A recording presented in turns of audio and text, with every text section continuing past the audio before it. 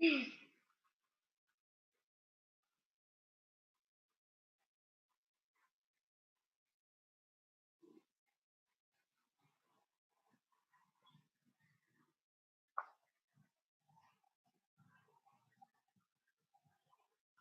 estamos.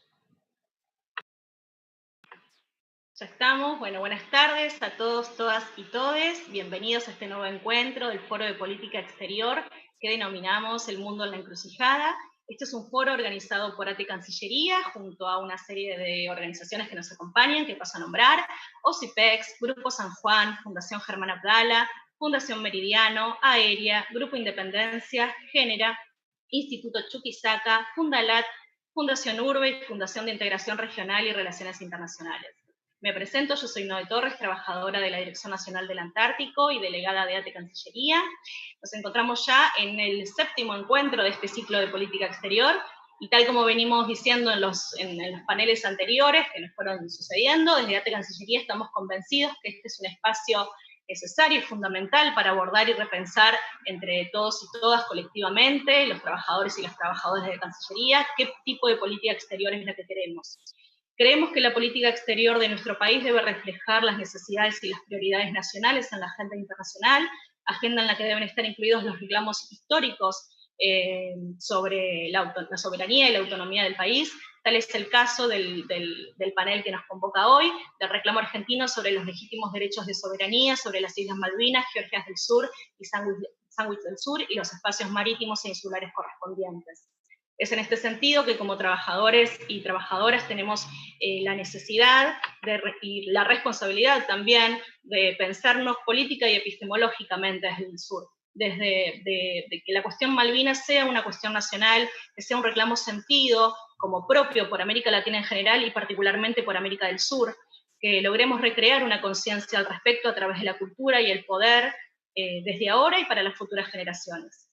Así es que a 200 años del primer izamiento de la bandera argentina en Malvinas, nos acompañan para desarrollar este panel que se denomina Malvinas y Atlántico Sur como política de Estado, los siguientes panelistas que paso a nombrar: el embajador Daniel Filmus, secretario de Malvinas, Antártida y Atlántico Sur; Edgardo Esteban, director ejecutivo del Museo Malvinas e Islas del Atlántico Sur; Mariana Altieri, directora ejecutiva de Fundación Meridiano de Estudios Internacionales y Política Exterior; Juan Augusto Rattenbach, secretario ejecutivo del Museo Malvinas e Islas del Atlántico Sur; y Emanuel Bonforti, sociólogo y docente de la Universidad Nacional de Lanús. Les recuerdo a los que se están sumando que en principio van a estar las exposiciones de los panelistas, pero pueden ir haciendo todas sus preguntas, inquietudes o consultas en el chat de YouTube de ATE Cancillería, para después pasar a la ronda de preguntas y debatir al respecto. El embajador Daniel Filmus se va a estar sumando en unos minutitos, así que vamos a arrancar la apertura de este panel con la palabra de Edgardo Esteban. Edgardo, bienvenido, gracias por estar esta tarde con nosotros y te escuchamos atentamente. Bueno, muchas gracias por esta invitación. Para mí es muy valioso poder estar acompañando a los jóvenes que vienen atrás en esto que es este amor y esta pasión por la causa Malvinas, esta lucha que lleva muchísimos años en lo personal, y quiero que, bueno, de alguna forma uno trata de reflejar en lo que es este sentimiento y estas contradicciones que también nos marcan nuestro tema o nuestra temática de las Islas Malvinas. En el año 2013, la expresidenta Cristina Fernández de Kirchner, en un acto en Comodoro Rivadavia, decía que la patria es el otro, como una construcción del relato de lo que tiene que ver o lo que significa el otro, mirar al otro. Justo ese día, después, en la ciudad de La Plata, había un diluvio que marcaba toda una cuestión de solidaridad y de construcción, era como un anticipo de lo que fue ese trabajo colectivo en donde yo, siendo docente de la universidad, en la Facultad de Periodismo de La Plata, vi cómo los estudiantes, como las trabajadoras y trabajadores acompañaban a esas casas que estaban dañadas y de alguna forma marcaba esa línea de pertenencia. Hace pocos días atrás hacíamos una charla en el Museo Malvinas con Juan Rattenbach, con Darío Stanreicher, sobre Malvinas y la otredad, ¿no? Cómo es lo que tiene que ver ese otro. Muchos me decían, ¿qué tiene que ver Malvinas con el otro? Y de alguna forma hay pocos temas que nos marcan esa transversalidad que tenemos sobre nuestra historia y sobre esa pertenencia. Cuando uno habla de esa identidad en un país con tantas grietas, con tantas dificultades, con tantos conflictos, con tanto odio también. Como vos recién marcabas en la presentación, hace pocos días atrás se cumplieron 200 años del izamiento por primera vez de nuestro pabellón patrio. Hubo un banderazo a nivel nacional en donde desde la residencia presidencial de Olivos, el Museo Malvinas, municipios, provincias, centros de excombatientes, universidades, izaron a la misma hora nuestra bandera celeste y blanca, que es parte también de esa transversalidad, de esa pertenencia, de esa identidad. Quizás el fútbol hoy, cuando lo veamos esta noche, sentimos también esa transversalidad que nos une, pero no hay muchos elementos en nuestra mirada, porque si no es Messi es Maradona, si no es Mauricio es Cristina, es decir, como que las grietas están, y en la propia Malvinas y está un querido amigo con el cual yo charlo mucho, que es gran malvinero, que también tuvo la oportunidad de charlar en el Museo Malvinas, que es Pedro Saborido. Me decía en ese día de la charla que Malvinas es un rescate de lo colectivo, es parte de esa transversalidad. Octavio Paz dice que de alguna forma la otredad es cuando uno quiere recuperar lo perdido, tratar de acercarse a partir de esta mirada y estas disidencias, cómo poder componer o poder contener o poder atraer eso que se está reclamando, que se está luchando por recuperar, como nuestras Islas Malvinas. Y desde esa pertenencia, desde ese lugar, que son 12.000 kilómetros cuadrados, pero que el Reino Unido marca una superficie de su territorio en lo que es nuestro mar austral de 2.400.000 kilómetros cuadrados, cuando la superficie de Gran Bretaña, de las islas británicas, son de 240.000 kilómetros cuadrados. Es decir, ellos tienen más, o 10 veces más de lo que significa su territorio a 13.000 kilómetros de distancia en nuestro mar austral. Y de esa perspectiva tenemos que ver esa pertenencia y esa identidad. Hoy el secretario Daniel Filmus me mandaba un video de lo que fue la repercusión este fin de semana sobre las hinchadas de fútbol, cómo cada equipo de fútbol tenía esa bandera marcando esa pertenencia y esa identidad de nuestras Islas Malvinas. Y cuando uno dice el fútbol y ve las hinchadas con sus banderas, o ve los equipos con sus remeras y nuestras islas, o ve esos murales, marca esa pertenencia y esa identidad que tenemos como pueblo, como parte de la causa Malvinas. Cuando escuchamos a nuestros músicos de rock, pasa exactamente lo mismo, es decir, no hay cantante de rock que no tenga una canción, una pertenencia con relación a esas islas, y pasa en cualquier ciudad, en cualquier institución, en cualquier universidad del país que tiene su homenaje, su monolito, su plaza, su calle, su lugar para recordar a nuestros héroes caídos en Malvinas, para recordar lo que significa esa pertenencia de Malvinas. Y bueno, nosotros, junto con Juan Rattenbach, trabajando en el museo, también tenemos esa construcción de ese relato de 500 años de historia, en un año muy especial, porque además de los 200 años del izamiento de nuestro pabellón patrio, fue como cerrar este año belgraniano, injusto, para homenajearlo a nuestro gran prócer como fue Manuel Belgrano, 250 años de su nacimiento, 200 años de su muerte, que no tuvo esa jura de bandera. Qué bueno hubiese sido, qué hermoso hubiese sido que todos los estudiantes del país, las estudiantes de nuestra patria Argentina, hubiéramos podido disfrutar cómo juraban la bandera ahí en el mástil, ¿no? Y no lo pudimos hacer, se tuvo que hacer todo a distancia. La pandemia no fue justo con Manuel Belgrano y ese homenaje que tenemos y que es una asignatura pendiente. Y bueno, nosotros por suerte pudimos tener ese momento cuando se hizo la bandera el 27 de febrero, en aquella una de las primeras actividades que se hacían homenajeando a Belgrano y cerrando este año también con ese banderazo a nivel nacional, pero como símbolo y como parte de esta identidad y de este sentimiento. En el 2012 se hacía en Ushuaia el encuentro de los principales, es decir, de todas las fuerzas políticas con representación en el Congreso Nación, firmando el acuerdo de Malvinas. Y marcando que más allá de las diferencias, más allá de las miradas, hay un eje y hay una unidad que marca esta identidad, esta otredad, esta pertenencia, que es, si buscamos los 10 principales puntos de encuentro con relación a Malvinas, estamos todos de acuerdo, desde la extrema derecha a la extrema izquierda, a toda esta militancia y esta pertenencia, empezando porque las Malvinas son argentinas. Y de ese lugar marcar esta construcción y este relato que tenemos de identidad, de pertenencia, de transversalidad, de cómo construimos, no solamente sobre estos 500 años de historia, porque también se cumplen los 500 años del primer avistamiento de nuestras islas, sino de cómo construimos en este presente y cómo transmitimos esa pertenencia mirando hacia el futuro y fundamentalmente con jóvenes, con ustedes y trabajando como también pretendemos en el museo en las nuevas generaciones y marcando esa pertenencia, esa identidad y ese amor por la causa Malvinas. Porque cuando hablamos de las Islas Malvinas y hablamos de esos 2.400.000 kilómetros cuadrados que pretende el Reino Unido, hablamos de la base más importante que tiene un aliado de la OTAN en el hemisferio sur. Cuando hablamos de nuestras Islas Malvinas, hablamos de los pasajes Atlántico y Pacífico y el control que tiene el Reino Unido a partir de su historia, de esa conquista de los mares y de los mares controlar territorios.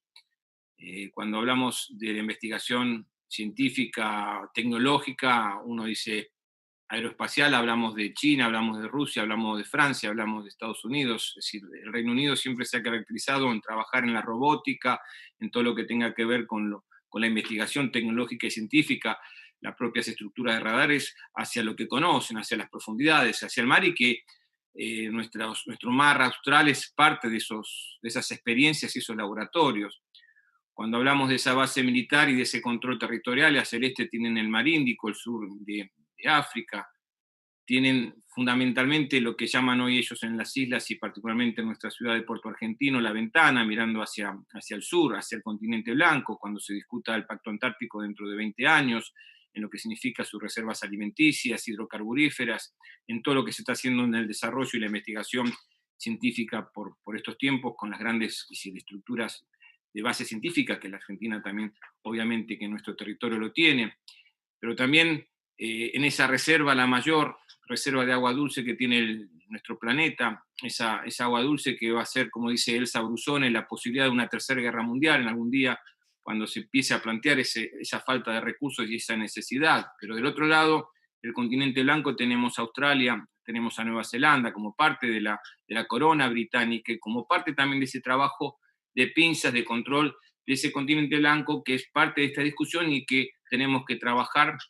y marcar como nuestra lucha de soberanía, porque nosotros hace un mes atrás, un poquito más, inauguramos es un mural donado por Copla, por la Cancillería y por la Secretaría de Malvinas, que es de la plataforma continental, marcando esa extensión de 1.780.000 kilómetros cuadrados de ampliación que dio Naciones Unidas a nuestro territorio, pero también estamos por inaugurar en los próximos días el mapa bicontinental, ese mapa que también marca esta identidad y que tenemos que trabajar activamente de lo que es la militancia por la pasión y por el amor a Malvinas, pero también a nuestra soberanía, y hacer entender y hacer trabajar en lo pedagógico a los docentes, explicando que el centro de nuestro país es Ushuaia y no como todavía se cree en muchos casos la provincia o la ciudad de Córdoba. Es decir, hay muchos desafíos por construir, hay mucho por realizar, y si uno se plantea y ve lo que significa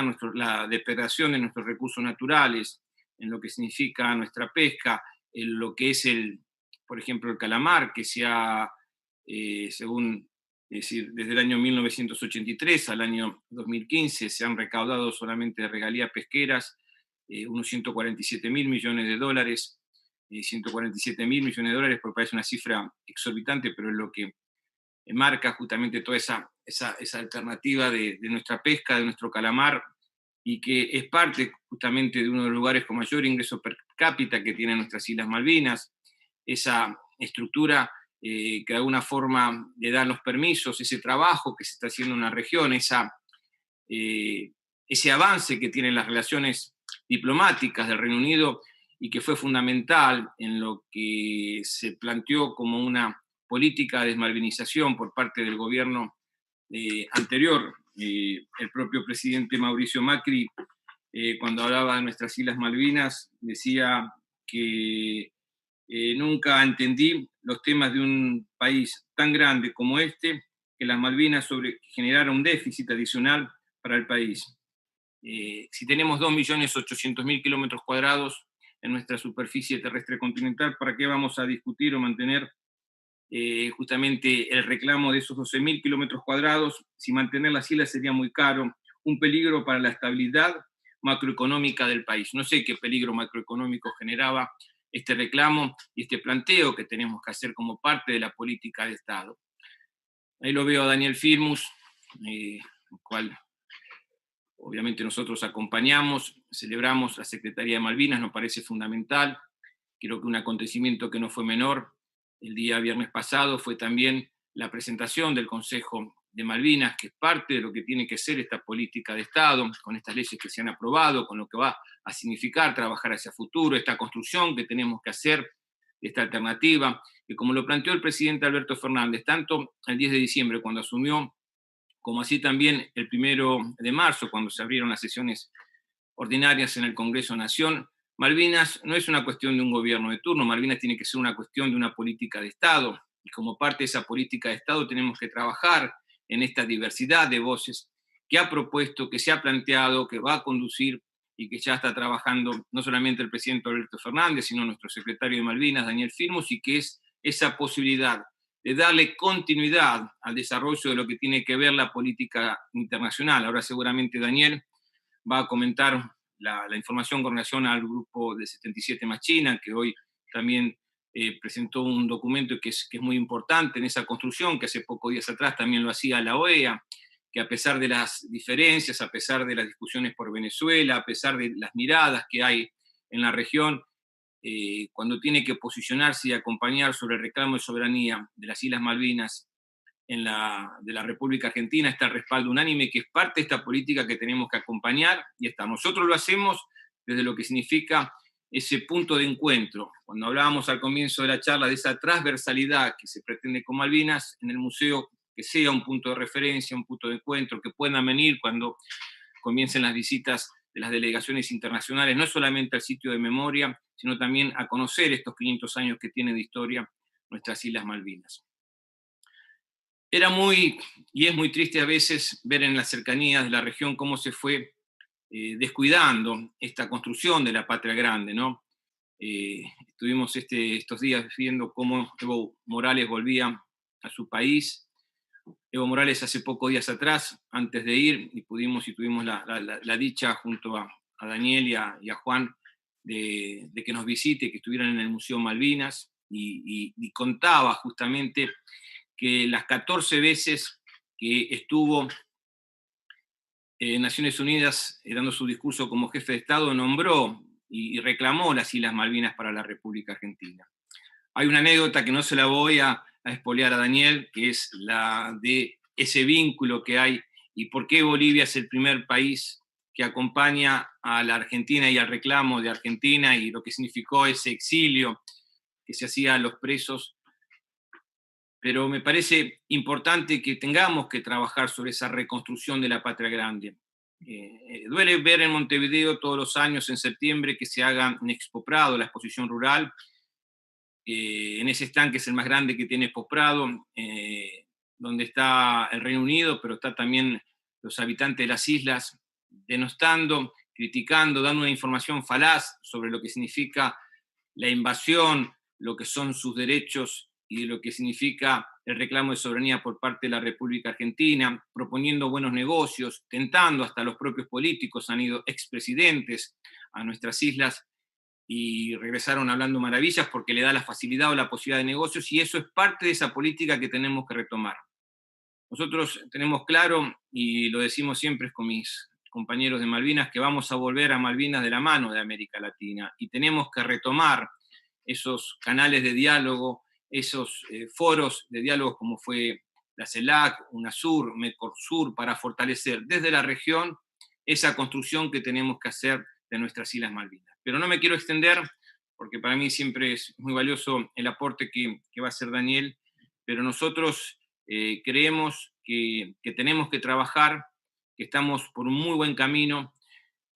Hace pocos días atrás también compartíamos una actividad en la Biblioteca Nacional en donde nuestro canciller Felipe Solá también era muy claro, muy taxativo en lo que significa este camino, en donde podemos hablar de todas las virtudes, de todo lo hermoso que son nuestras Islas Malvinas, de todas las cuestiones personales, pero hay un tema que tiene que estar por sobre cualquier discusión, cualquier reclamo, que es el de la soberanía.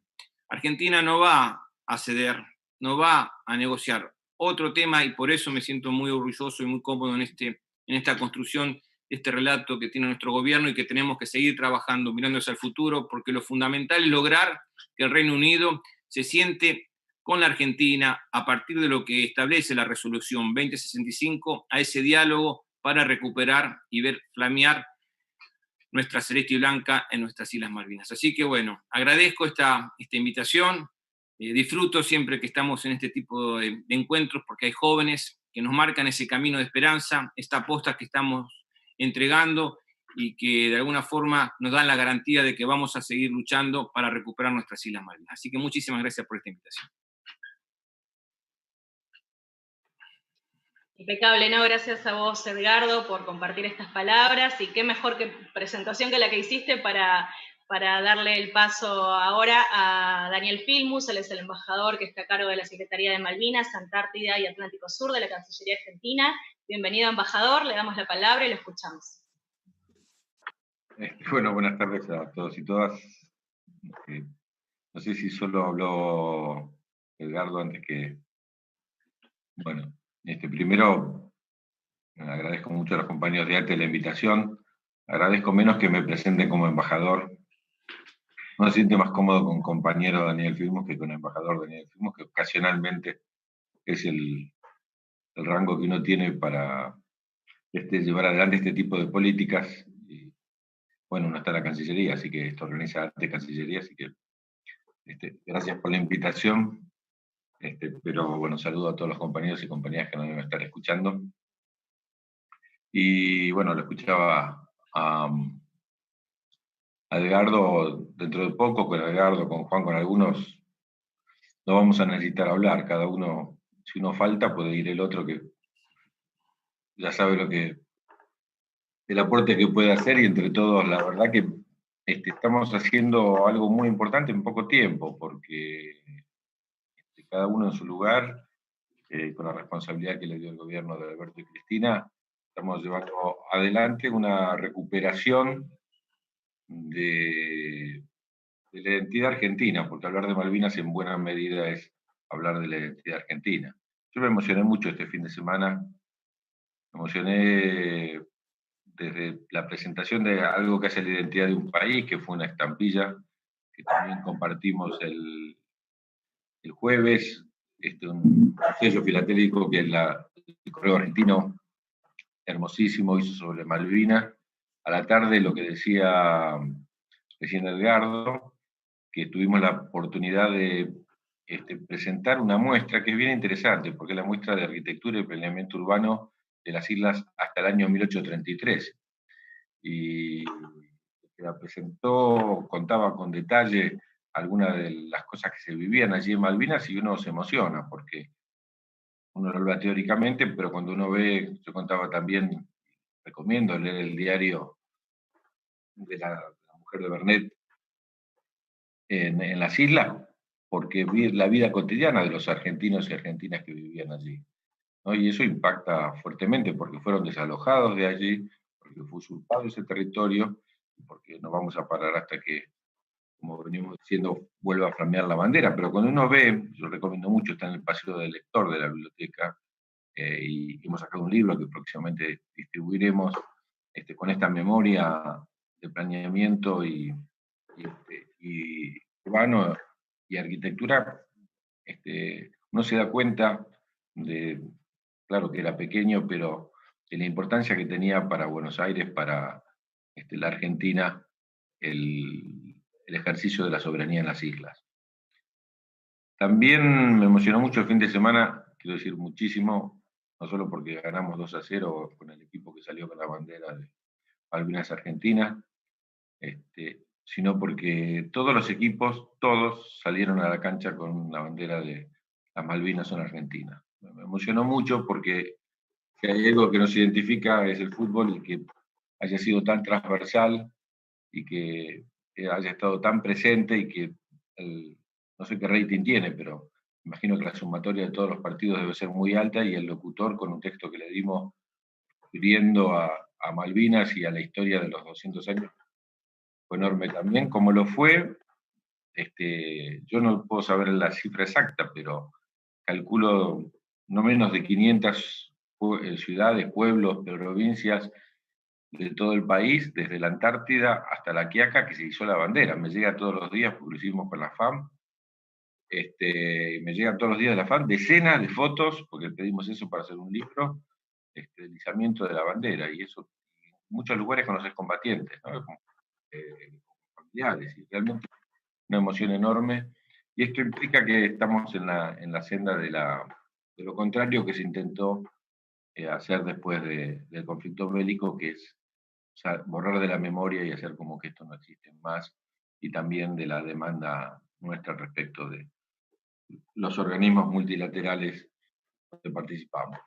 Y lo decía Edgardo, simplemente quiero señalar que hoy el G77 más China volvió a la resolución que habíamos propuesto nosotros en el 2014, fue la primera, y volvió porque tuvimos la vergüenza de que el propio gobierno argentino en el 2017 pidiera bajar la demanda. Es decir, algo nunca visto, que un país diga, no queremos que también nos apoyen en que los recursos naturales tenemos el derecho a hacer juicio y, de acuerdo al derecho internacional, reclamar para que no se explore o exploten hidrocarburos. Es increíble que el país mismo, el que logró, una vez que uno pone, todos y todas saben, una vez que uno pone un párrafo en una declaración internacional es muy difícil cambiarla. Una vez que está, y si uno no va a cambiar nada, se puede repetir siempre. Bueno, el gobierno argentino logró cambiarla, pero para peor, lo cual realmente es una vergüenza y algo que no debiera repetirse jamás, pero bueno, hemos recuperado buena parte de ese apoyo, y como decía Edgardo, yo voy a ser muy breve, simplemente voy a plantear este tema y algo sobre las leyes. Este año, que sabemos que América Latina no es lo mismo que era la década anterior, nosotros tuvimos la declaración del Mercosur, pero no solo tuvimos la declaración del Mercosur, sino que tuvimos una declaración unilateral del Mercosur en la negociación con la Unión Europea, diciéndole a la Unión Europea que si hay tratado de libre comercio, las leyes que imperan en Malvinas son las nuestras. Es mucho más que una declaración, es simplemente la afirmación de soberanía de los países respecto de qué legislación impera en Malvinas, y que al reconocer la soberanía argentina es una cuestión concreta, no podría venir como parte del territorio de ultramar los productos al Mercosur de Malvinas. Y nos acompañaron, como nos acompaña por ahora la Unión Europea en la negociación con Reino Unido, planteando que Malvinas no entra como territorio de ultramar. Y después tuvimos una resolución de la CELAC. Quiero aclarar que la CELAC no pudo sacar ninguna resolución, la CELAC funciona por consenso, no pudo sacar ninguna declaración política en general para la región, y aprobó solamente una, que es la de Malvinas. Si no hubo una declaración política, pero hubo una declaración puntual del tema de Malvinas. Y ahí estamos hablando también de los países, cuando hablamos de la CELAC, de los países del Caribe. Así que esto tiene una fuerza enorme para poder avanzar. Pero tuvimos este año también la primera resolución del SICA. Teníamos el Parlamento Centroamericano, que en el 2015 me tocó estar cuando decidió que el 10 de junio es el Día de la Soberanía por Malvinas para todos los países centroamericanos. Pero ahora el SICA, y lo expuso en la cuarta comisión, resolución, y tuvimos una situación muy complicada en las Naciones Unidas, porque la reunión del C24 era virtual. Y cuando es virtual, el proceso de decisión es un proceso de decisión que se llama por silencio, es decir, basta que un solo país levante la mano para que la resolución no salga. A tal punto que ustedes saben que este año Cuba es la primera vez en la historia que no presenta el proyecto de resolución condenando el bloqueo, porque hacía falta un solo país, que podía ser el propio Estados Unidos, para que no saliera, y no quería que quede ese antecedente. Nosotros nos jugamos a presentarla de cualquier manera, sabiendo de que había muchos países africanos y de Océano Índico lejanos a nosotros, que nos costaba llegar este año, por lo menos no lo podíamos hacer de forma presencial, y por supuesto también nos costaba a los países del Caribe. Y en América Latina tenemos una situación difícil porque ahí está, por ejemplo, Bolivia, con la cual no teníamos relaciones en ese momento, ¿no? Está Chile, que no quería la misma declaración en el mismo lugar que Venezuela, y que no, al final los 5 países latinoamericanos que integran el Comité de Estabilización lo presentaron al proyecto argentino. Bueno, nos llenó de orgullo, porque cambian las conducciones políticas, pero no cambió el sentimiento por Malvinas, y fue muy importante. Y podría, bueno, seguir enumerando la presencia nuestra, finalizando con esta de hoy mismo, que por suerte compartimos ahora, que es la del G77, de la solidaridad de los países del mundo con Argentina respecto de esta necesidad de que el Reino Unido se siente a dialogar con Argentina para resolver el diferente. Ahora bien, termino diciendo, bueno, hemos instalado en la preocupación sobre Malvinas en la opinión pública, o la estamos instalando, digamos, es creciente a lo largo y a lo ancho del país. Hemos planteado los organismos multilaterales y tuvimos una tercera tarea, que es esta de las leyes. También Edgardo hacía referencia a la del Consejo Nacional de Malvinas, asesor del presidente, que comenzó a funcionar el viernes pasado, pero fue votada por unanimidad. La ley que para defender la pesca y que aumenta considerablemente las multas de quienes pescan ilegalmente en nuestra zona económica exclusiva, pero la más importante de todas, que fue la demarcación de la plataforma continental, por la cual Argentina amplía su espacio en la plataforma continental y, como venimos diciendo, hay 2 Argentinas, la plataforma continental tiene el tamaño de 2 Argentinas continentales. Y el mapa que surge de eso, como lo vemos, es un mapa de una Argentina que todo el mundo está mirando. Ha habido noticias en todo el mundo por eso, por el impacto que genera la ampliación de nuestro territorio. Para contestarle a Macri, termino. Macri dice que no sé cuántos kilómetros cuadrados tienen las islas. Bueno, al ver la ampliación de la plataforma continental, queda claro que exactamente usurpa Reino Unido 2.400.000 kilómetros cuadrados. La zona económica exclusiva de Georgias, Sandwich y Malvinas es casi 2.200.000 kilómetros cuadrados, y la plataforma continental, cuando uno ve que está en disputa con Reino Unido por Malvinas, son 200 y pico de mil metros cuadrados. ¿Cuánto es para Reino Unido esto? Bueno, es 10 veces su territorio. Reino Unido, las islas tienen casi 245.000 kilómetros cuadrados, y acá tienen 2,5 millones de kilómetros cuadrados. Quien piense que entonces está por la autodeterminación de los 1.500 británicos que viven ahí, es que no entiende a los Reino Unido. Hace muy poquitos días, hace 2 semanas, fue la convención del partido Tory en los conservadores en Reino Unido. Había que escuchar los discursos, una mesa especial sobre el tema de los territorios de ultramar y la importancia que tiene Malvinas, y nadie habló de los que viven ahí. Hablaron de la Antártida, tal cual. Yo recomiendo mucho leerlo porque ahí uno se da cuenta. Hablaron de la Antártida, hablaron de la base militar, de lo estratégico que tener esa línea con Australia y Nueva Zelanda, hablaron del pasaje bioceánico, hablaron de la riqueza ictícola y de la riqueza petrolífera. De la autodeterminación prácticamente no se habló. Esos son los objetivos, eso que no veía Macri es lo que sí ven los británicos, por eso están ahí, y aunque no fuera así, aunque fueran, como siempre decimos, unas piedras flotando en el mar, pero son nuestras y fueron usurpadas, estaríamos allí peleando con la misma fuerza para recuperarlas. Gracias. Bueno, compañero entonces, Daniel, gracias por sus palabras. Ahora es el turno de nuestra tercer panelista que hoy nos acompaña. Ella es Mariana Altieri, es politóloga de la UBA, profesora e investigadora y directora ejecutiva de la Fundación Meridiano de Estudios Internacionales y Política Exterior. Mariana, todo tuyo, te escuchamos. Muchas gracias, Noelia. Buenas tardes a todos y a todas los que están acompañando hoy, que nos vienen acompañando en el ciclo. Agradecimiento, como siempre, a ATE Cancillería y a todas las organizaciones con las que organizamos este ciclo de charlas que viene mucho éxito. Y a los panelistas que también nos acompañan hoy, la verdad que es difícil hacer uso de la palabra después de hablar de Daniel, de hecho todavía es un poco la piel de gallina, eso pasa cuando hablamos de Malvinas porque emociona.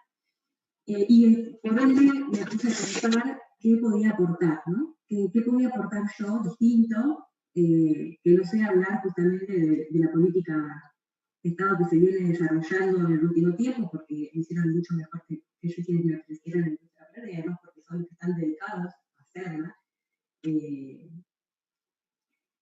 Y lo que yo puedo aportar, además de las discusiones que venimos llevando desde la agenda del Continental de la Fundación, es también que he dedicado muchos años de mi vida de práctica profesional a investigar sobre Malvinas. Y me parece que podemos aprovechar esta ocasión para poder traer algunos conceptos que nos ayuden a dar una vuelta de forma creativa a pensar los escenarios a futuro de la cuestión Malvinas, ¿no? Sobre todo ahora que yo traía también el hablar de Daniel, el futuro de la Antártida, el Atlántico Sur, qué están discutiendo los británicos respecto de los territorios de ultramar, pensando sobre todo en el despliegue que tienen como potencia naval. En función de eso y también en función de que, más allá de la pandemia, ya veníamos debatiendo desde los círculos que pensamos en las relaciones internacionales y la política exterior. Un segundo, ahí va. Bueno, venimos discutiendo respecto de los nuevos escenarios mundiales y globales, ¿no? Venimos sosteniendo que es un mundo cada vez de mayor incertidumbre, que la pandemia funcionó como un catalizador de riesgos globales, que aceleró tendencias complejas, reacomodamiento de poder mundial, etcétera, etcétera. Eso lo tenemos presente, pero me parece que es importante que también podamos tenerlo presente como un desafío de proyección de escenarios a futuro, que lo usemos como guía para la acción futura. Y en ese sentido, poder pensar entonces, bueno, ¿qué escenarios se superponen cuando pensamos en Malvinas? Cuando pensamos nosotros, cuando piensan los británicos y cuando piensa el resto de la comunidad internacional, ¿no? Estos que, como decía Daniel, abrieron los ojos cuando vieron la enormidad argentina, tanto territorial como marítima, ¿no? Y que somos un país continental y un país antártico, etc.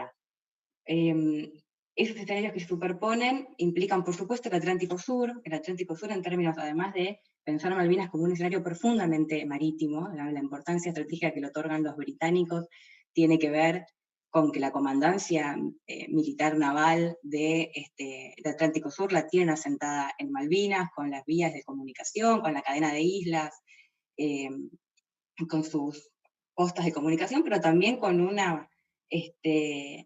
un reacomodamiento de poder global que se está dando en los grandes espacios comunes de la humanidad, por decirlo de alguna manera, de los cuales los océanos forman parte, y donde, por supuesto, el Atlántico Sur es donde los británicos funcionan como poder naval subsidiario a los estadounidenses, y donde empiezan a ver que hay movimientos de otros grandes actores que se están acercando a la Antártida, que ya vienen teniendo presencia en la Antártida, que se empiezan a acercar al Atlántico Sur, etcétera, etcétera. ¿Cómo evaluamos ese escenario en función también del escenario regional, con las complejidades que está teniendo actualmente? ¿Cómo lo superponemos con, como decíamos antes, la proyección antártida? Y en ese sentido yo quería retomar algo también con lo que terminó Daniel, que hablaba de, bueno, aunque fueran una piedra, un atolón perdido, nosotros igual las reclamaríamos porque son nuestras, ¿no? Pero además de eso, tienen un enorme valor. Y ahí me parecía interesante traer, y además porque es algo que está bastante en discusión en círculos académicos internacionales, sobre todo en la academia europea y en la academia norteamericana, hay una gran línea de estudios que hablan respecto de los conflictos territoriales, ¿no? Estudian el conflicto territorial, por qué se lleva adelante, cuáles son las causas, etc. La variable del territorio en los conflictos internacionales, dije antes, no sé si dije conflictos territoriales, en los conflictos internacionales, los conflictos territoriales o causados por el territorio en estos conflictos internacionales, y las disputas territoriales prolongadas, ¿no? Y se preguntan, bueno, ¿por qué no se resuelven algunos conflictos territoriales si duran muchísimos años y otros se resuelven fácilmente, ¿no? Y parece, para los que estamos tal vez muy metidos en la cuestión Malvinas o muy metidos venimos del estudio de la geopolítica, parece ingenuo pensar, bueno, ¿por qué no se resuelven conflictos? Y bueno, porque evidentemente hay una confrontación de intereses, hay un valor que se otorga ese territorio que hace que quien lo ocupó no lo quiera devolver y quien lo perdió no quiera renunciar a él, porque también se puede resolver un conflicto si dejamos de reclamar, por ejemplo, pero no es una opción que nosotros consideremos válida. Ni siquiera aquellos gobiernos que tal vez han renegado de alguna manera, como venían mencionando antes, pueden dejar de reclamar las Malvinas, y en eso me voy a meter ahora en un segundo. Entonces, se preguntan por qué no se resuelven las disputas territoriales y por qué son prolongadas. De hecho, Malvinas es una de las disputas con más años, una de las más prolongadas que existen.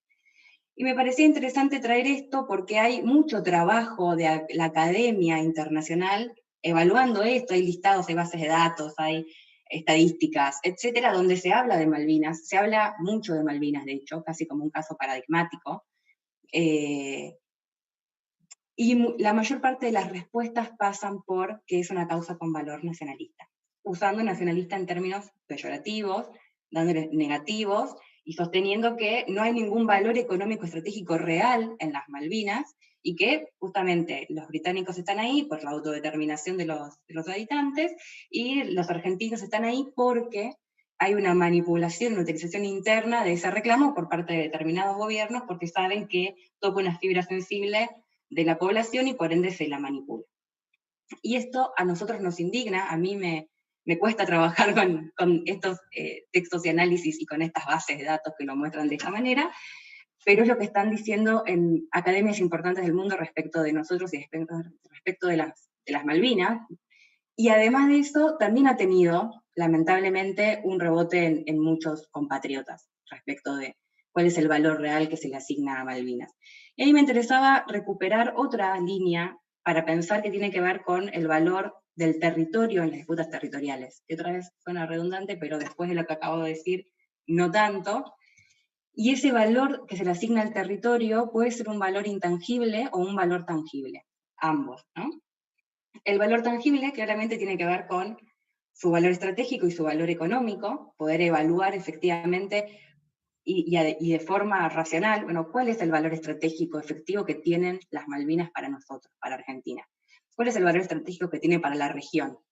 ¿Cuál es el valor económico que tiene? ¿Y cuál es el valor estratégico y económico que se le asigna por parte de los británicos?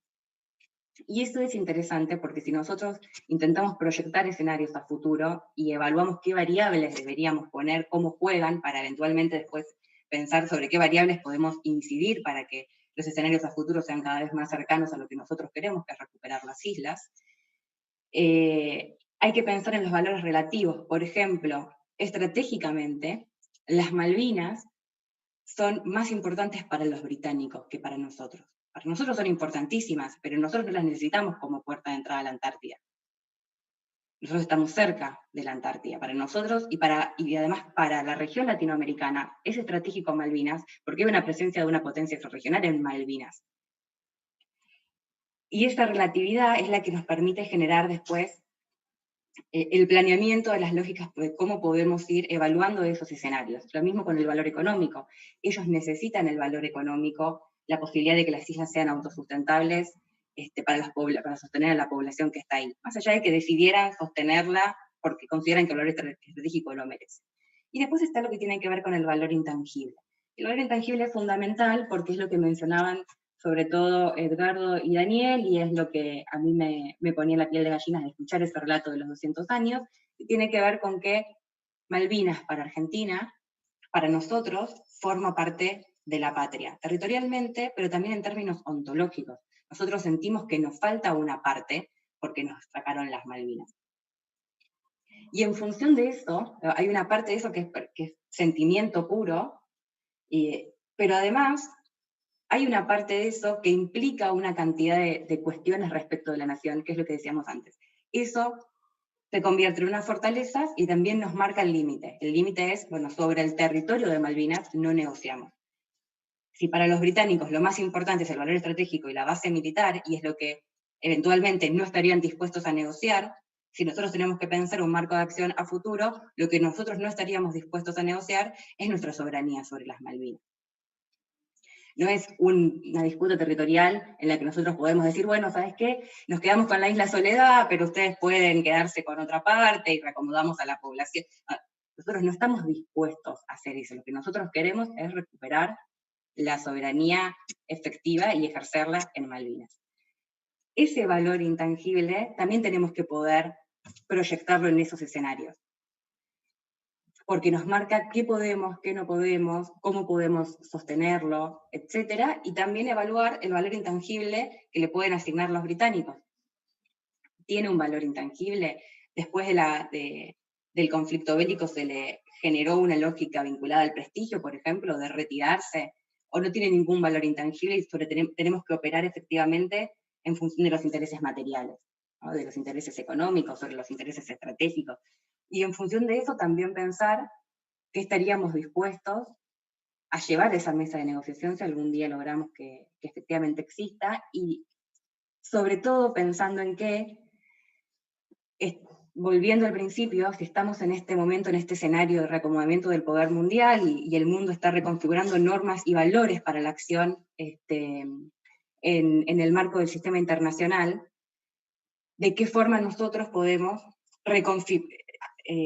conseguir que en esa reconfiguración sigamos haciendo valer de la mejor forma posible, y si podemos dar un paso más en nuestro reclamo de soberanía sobre Malvinas. Porque el alegato Ruda y lo que conseguimos en esa declaración que nombraba Edgardo del Comité de Descolonización de Naciones Unidas, que hoy es uno de nuestros estandartes más poderosos, ¿no? Nosotros decimos, bueno, Naciones Unidas dice que negociemos, y tenemos una enorme y sólida, muy sólida política exterior y una enorme acción de nuestra diplomacia vinculada a eso. Eso fue un logro que se dio en un momento en el que el sistema internacional estaba reconfigurando sus normas y valores, creando un andamiaje institucional donde nosotros veníamos con nuestro reclamo de Malvinas, con un montón de títulos, de hitos, de otras cuestiones, y logramos reconfigurarlas y resignificarlas en el nuevo sistema a nuestro favor.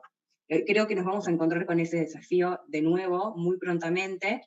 En ese sentido, celebro y me alivia también saber que estamos desarrollando todas las políticas que mencionaban Edgardo y Daniel y el Consejo de Malvinas, para que efectivamente podamos terminar de consolidar esta política de Estado y no tengamos idas y vueltas con algunas cuestiones tan fundamentales como las que nombraban antes.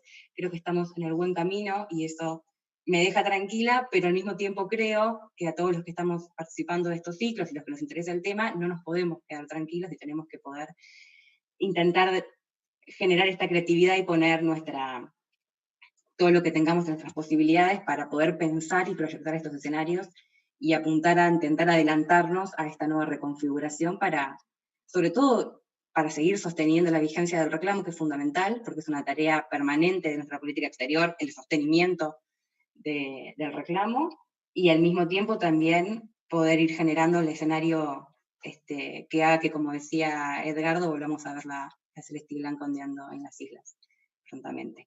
Así que eso es todo por ahora. Muchas gracias, Mariana. Un gran análisis hiciste sobre los posibles escenarios futuros en torno a la cuestión Malvinas, que imagino van a generar muchas preguntas. Aprovecho para recordarles a todos los que están mirando que luego de las siguientes exposiciones vamos a abrir una ronda de preguntas. Les sugiero que vayan dejando las consultas, inquietudes que tengan en el chat de ahí de YouTube de ATE Cancillería, que luego vamos a tomar cada una de las preguntas para compartir acá con los panelistas. Pasamos ahora a nuestro cuarto disertante, que es Juan Augusto Rattenbach, secretario ejecutivo del Museo Malvinas. Juan, te damos la palabra, bienvenido, muchas gracias por estar.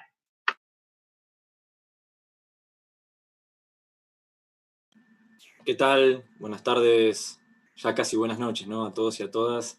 Quería primero saludar y agradecer, ¿no? La invitación a los compañeros y compañeras de ATE Cancillería, también a las demás organizaciones de estos encuentros que se vienen dándose ya varias semanas, si se me permite el término, organizaciones hermanas, ¿no? Y también agradecer, por supuesto, a quienes me acompañan, ¿no? En este panel, a Mariana, a Manuel Bonforti, a Edgardo, nuestro director de museo, y bueno, obviamente a Daniel Filmus, el compañero Daniel Filmus, que es el secretario de Malvinas. Bien, mi humilde aporte iba a ser básicamente fusionar dos palabras, ¿sí? ATE y Cancillería. Esas dos palabras quería fusionar, porque me pregunté, digamos, ¿no? Si hay alguna convergencia o no entre la Cancillería como organismo, como representación de la política exterior de nuestro país, y el movimiento obrero organizado, ¿no? En este caso ATE, ¿no? Siempre quedó en nuestro imaginario de que la política exterior o la política internacional en general era parte, digamos, de una élite, digamos, una élite ilustrada, ¿sí? Si vemos la historia larga de nuestra Cancillería, que de alguna manera está relacionada con Malvinas, porque Malvinas es una disputa de derecho internacional público y la política exterior es medular para entender Malvinas, siempre fue como una causa de una élite ilustrada, ¿sí? Mencionamos por ahí a José Hernández, a Paul Grusac, también a Alfredo Palacios, pero digamos, por eso me quedé con esta imagen de, bueno, fusionar ATE con Cancillería, para también de alguna manera analizar y contraponer esta idea de Malvinas como causa popular, y si esta Malvinas como causa popular está empalmada y ensamblada con la política exterior de nuestro país. Por eso esa fusión de esos dos términos, ¿no? ATE, Cancillería. Primero quiero obviamente celebrar ya de por sí la iniciativa, ¿no? Estamos hablando de unos seminarios, si se quiere, de un conjunto de charlas cuya iniciativa fue de una junta interna de un sindicato, ¿no? No es menor, para también entender la popularidad, digamos, de la causa Malvinas. También celebro que es 12 de noviembre, estamos muy lejos de abril, siempre se suele, digamos, encasillar a Malvinas dentro de los alrededores del 2 de abril. Estamos en noviembre, en las vísperas del 20 de noviembre, Día de la Soberanía, son las 7:15 y estamos hablando de Malvinas, ¿no? Un jueves, así que ya de por sí está hablando de que es un termómetro y un síntoma de que estamos en las vísperas de, como bien dijo Daniel y Edgardo, un año intenso de Malvinas, ¿sí? Nadie puede decir en este año 2020, que todavía no se termina, que a pesar con la pandemia y todo el viento en contra que eso implicó, estuvimos avanzando cada uno desde su lugar y desde su rol con Malvinas, ¿sí? Teniendo el récord casi histórico de la sanción por unanimidad de 3 leyes en el Congreso de la Nación dedicadas a Malvinas y a nuestra soberanía. El recorrido, mi idea era hacer un breve recorrido histórico, ¿sí? Hablarlo ya desde puntapié, digamos, ¿no? De lo que fue la ocupación británica de 1833, ¿no? Que Malvinas, por un lado, siempre fue una política de Estado, ¿sí? A largo plazo. En resumidas cuentas, pasamos de la década de 1810 a 1820, la guerra civil de directoriales y federales, ¿sí? Aquellos quienes creían un poder centralizado en Buenos Aires contra caudillos federales como Artigas, Francisco Ramírez, Estanislao López. A pesar de esa convulsión interna muy fuerte, que terminó de eclosionar en la batalla de Cepeda de 1820, donde se disgrega el directorio y se conforman nuestras autonomías provinciales, es que en esa transición entre el directorio y la fragmentación federal, por llamarlo de alguna manera, es que a David Shewitt, quien plantó nuestra bandera por primera vez en nuestra historia, se le da el decreto como de su incorporación a la Armada Nacional, y después de la batalla de Cepeda, ya con un país federal, ¿no? Es cuando llega a Malvinas, ¿no? En noviembre de 1820, ya disuelto el directorio y planta nuestra bandera. Es decir, sin importar las fisuras internas, esta famosa grieta de la cual no se para de hablar en los medios de comunicación y que siempre hablamos, un poco Edgardo lo abordó. Shewitt plantó la bandera argentina y consagró nuestra soberanía, donde no solo nos recostamos en la mera declaración formal de independencia que hizo que jurídicamente las Malvinas pasaran a ser argentinas, sino que inmediatamente hicimos un ejercicio pleno de soberanía. Después, en la década de 1820, pasamos de directoriales y federales a unitarios y federales.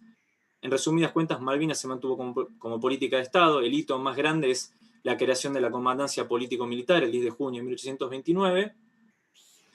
Y tenemos dos hechos muy concretos que ya muchos lo saben, que es el bombardeo de Estados Unidos de diciembre de 1831, que destruyó de alguna manera materialmente, ¿no? el pueblo argentino de Malvinas, le dio una herida muy fuerte, y ante esa vulnerabilidad es que aprovecharon los británicos en enero de 1833, casi un año y monedas después, a consumar la ocupación británica en Malvinas. Y ahí lo que vemos, para ver también cómo la historia se repite en el largo plazo, esta famosa alianza geoestratégica histórica entre Estados Unidos y Gran Bretaña. Surgieron en las redes hace poco las declaraciones del presidente electo Joe Biden, ¿no? Del año 82, dando un apoyo claro, digamos, ¿no?, al Reino Unido, pero para que vean que es equidistante, digamos, ¿no?, es común a todos los partidos y políticos, digamos, de Estados Unidos. Tiro como dato de color, que ni bien asume Trump, él cuando llega al despacho Oval en la Casa Blanca se encuentra con un busto de Martin Luther King que le dejó Obama. Lo primero que hizo fue retirar ese busto, como era de esperar, pero para sorpresa de muchos, o no, lo reemplazó por un busto de Winston Churchill. La pregunta es por qué en el despacho, ¿sí?, Oval de la Casa Blanca del presidente de Estados Unidos hay un busto de un primer ministro británico. Bueno, es una cuestión simbólica y al mismo tiempo política. Lo que quiero decir es que cuando fue la ocupación británica de 1833 se terminó de sellar esta alianza geoestratégica anglo-estadounidense, donde por un lado Gran Bretaña se hacía del punto geopolítico estratégico en el Atlántico Sur, que como bien mencionó Edgardo, era el pasaje de comunicación del Atlántico Sur al Pacífico Sur, en una época donde no existía el Canal de Panamá, y Estados Unidos tenía el libre acceso a los recursos naturales, que en el momento eran muy importantes, los lobos y elefantes marinos del sur. Ahora, después de la Guerra Civil de Unitarios y Federales, viene la de Federales y Federales, ¿no?, como no podría ser de otra manera, entre los que estaban con Balcarce, con Juan Manuel de Rosas. Y en ese momento surge el tema de, bueno, ¿cómo reclamamos Malvinas?, ¿no? ¿Cuál es la estrategia adecuada, eficaz para recuperar Malvinas? Y tenemos dos hechos que surgen al mismo tiempo. Por un lado, el 26 de agosto de 1833, el levantamiento del Gaucho Rivero, ¿sí?, que lamentablemente las únicas fuentes que tenemos del levantamiento del Gaucho Rivero son todas británicas, pero sí tiro un dato que a veces pasa desapercibido, y si no miremos la toponimia de nuestro país. Quienes formaron parte del dispositivo represivo del levantamiento del Gaucho, en enero de 1834 se encontraba el buque HMS Beagle, comandado por Fitzroy, donde se encontraba un naturalista llamado Carlitos Darwin, ¿sí? Fíjense en las calles de Buenos Aires o de todo el país, cuántos cerros, cuántas calles tenemos Fitzroy, Darwin, cuántas tenemos Bernet, Gaucho Rivero, María la Grande. Lo dejo ahí como una terna a pensar, ¿sí? Pero de la mano, al mismo tiempo que estaba el Gaucho Rivero en el levantamiento de agosto de 1833, tenemos a Manuel Moreno, ¿sí?, nuestro embajador argentino ante el Reino Unido, que fue designado por Balcarce, y a pesar de estas internas entre federales, Rosas le mantuvo su designación hasta su caída, y él fue que se encargó de usar la estrategia del reclamo diplomático y pacífico y asentó las bases para que esto sea una política de Estado en el largo plazo, ¿sí? Pues acá tenemos dos hechos históricos, digamos, muy concretos, donde hay un ensamble entre Malvinas como causa popular, reflejada en el Gaucho Rivero, y ni hablar de todo el pueblo argentino previo al bombardeo de Estados Unidos y de la ocupación británica, y un embajador, ¿sí? Estamos hablando de una época donde el nivel de analfabetismo era muy alto, ser embajador en el siglo XIX no era algo muy común, no existía el ISEN, por tirar algo de, digamos, de nuestra actualidad. Manuel Moreno acompañando, digamos, el reclamo de soberanía por Malvinas. Y adelantando en el tiempo, voy a mencionar ya para la época de Perón, ¿sí?, la creación de Naciones Unidas. Entre, digamos, 1852 hasta 1945, Malvinas fue una discusión de una élite ilustrada. ¿Sí? Ya acabo de mencionar José Hernández, Adolfo Saldías, Paul Grusac. Y si uno va a Malvinas, hoy en día venden un libro en inglés, donde le dedican una página a Perón, diciendo que este Juan Perón, Mr. Juan Perón, ¿no?, fue el político argentino quien más se encargó de difundir esta conciencia de que las Malvinas son argentinas, ¿sí? Voy a citar a un periodista contemporáneo, no es una opinión, es información, ¿sí? ¿Qué pasó en la década del 40 y 50? Por un lado está el ingreso de la Argentina ante Naciones Unidas, inmediatamente planteamos reservas de soberanía, algo que está en nuestra potestad a la hora de suscribir un tratado internacional, y al mismo tiempo que se hizo en el plano externo, en el plano interno se hizo una fuerte política educativa para transmitir nuestros derechos soberanos en Malvinas, Georgias del Sur, Sandwich del Sur y el continente antártico, ¿sí? Y es a partir de ese momento que se genera una fuerte malvinización cultural que dura hasta el día de hoy, que forma parte de nuestro núcleo identitario como país y como pueblo. Y esta siembra de la década del 40 y 50, tanto en el plano externo como interno, se cosechó en la década del 60. Por un lado con la 2065, que ya la acaban de mencionar recién, con el alegato Ruda, el ingreso de Malvinas al Comité de Descolonización, y mientras que estaba José María Ruda presentando el alegato y obteniendo esa resolución, en el plano interno, identitario y cultural, tenemos el vuelo de Miguel Fitzgerald al mismo tiempo, porque fue al mismo tiempo el 8 de septiembre de 1964, el operativo Cóndor de septiembre de 1966 y un segundo vuelo de Miguel Fitzgerald en el año 1968. Imagínense que Malvinas en ese momento estaba aislada, no había una pista de aterrizaje, la economía era muy precaria de Malvinas, tenemos testimonios claves como Alejandro Betz, nuestro gran insigne que fue a defender la soberanía argentina en Malvinas, que entre otras cosas decía que la precariedad era sinónimo de la vida cotidiana de Malvinas, ¿sí? Muy distinto a las Malvinas prósperas de la época de Barnett, ¿no? Para también un poco entender de cómo era Malvinas bajo administración argentina y cómo fue, digamos, ¿no? Malvinas bajo administración británica. Siempre estuvieron mejor con nosotros. Ahora, esta lluvia de aviones, por ponerle un término para que se entienda, ¿no? Los dos vuelos de Miguel Fitzgerald, el operativo Cóndor, imagínense aterrizar en la pista, en la cancha de Cuadreras. Uno podía apostar a la carrera de caballos en Malvinas, pero no había un aeropuerto, no había forma de comunicación aérea. Hizo que, digamos, con el avance de la 2065 se inaugurara una pista de aterrizaje construida por la Fuerza Aérea donde operaba la ADE, ¿sí? Líneas Aéreas del Estado. Y a partir del 73, ¿sí? De vuelta con Perón, se empezaron a instalar y a consolidar las empresas del Estado Nacional Argentino ante una genuina demanda de bienes y servicios y una mejora en la calidad de vida de los isleños, ¿sí? Se instala YPF, Correo Argentino, los habitantes de Malvinas se atendían en los hospitales de Comodoro Rivadavia o en el de Río Gallegos, que tenían sin ningún lugar a dudas, una mejor infraestructura de salud que la salita que se encontraba en Malvinas. Llegaron las maestras continentales, a veces uno dice rápido las maestras argentinas, todo es Argentina, entonces le llamamos maestras continentales que fueron a enseñar castellano en el continente. Y el caso más emblemático es el de gas del Estado, porque hasta el año 74 los habitantes de Malvinas calefaccionaban sus casas de la misma manera que lo hacía el Gaucho Rivero y Luis Bernet, con panes de turba, ¿sí?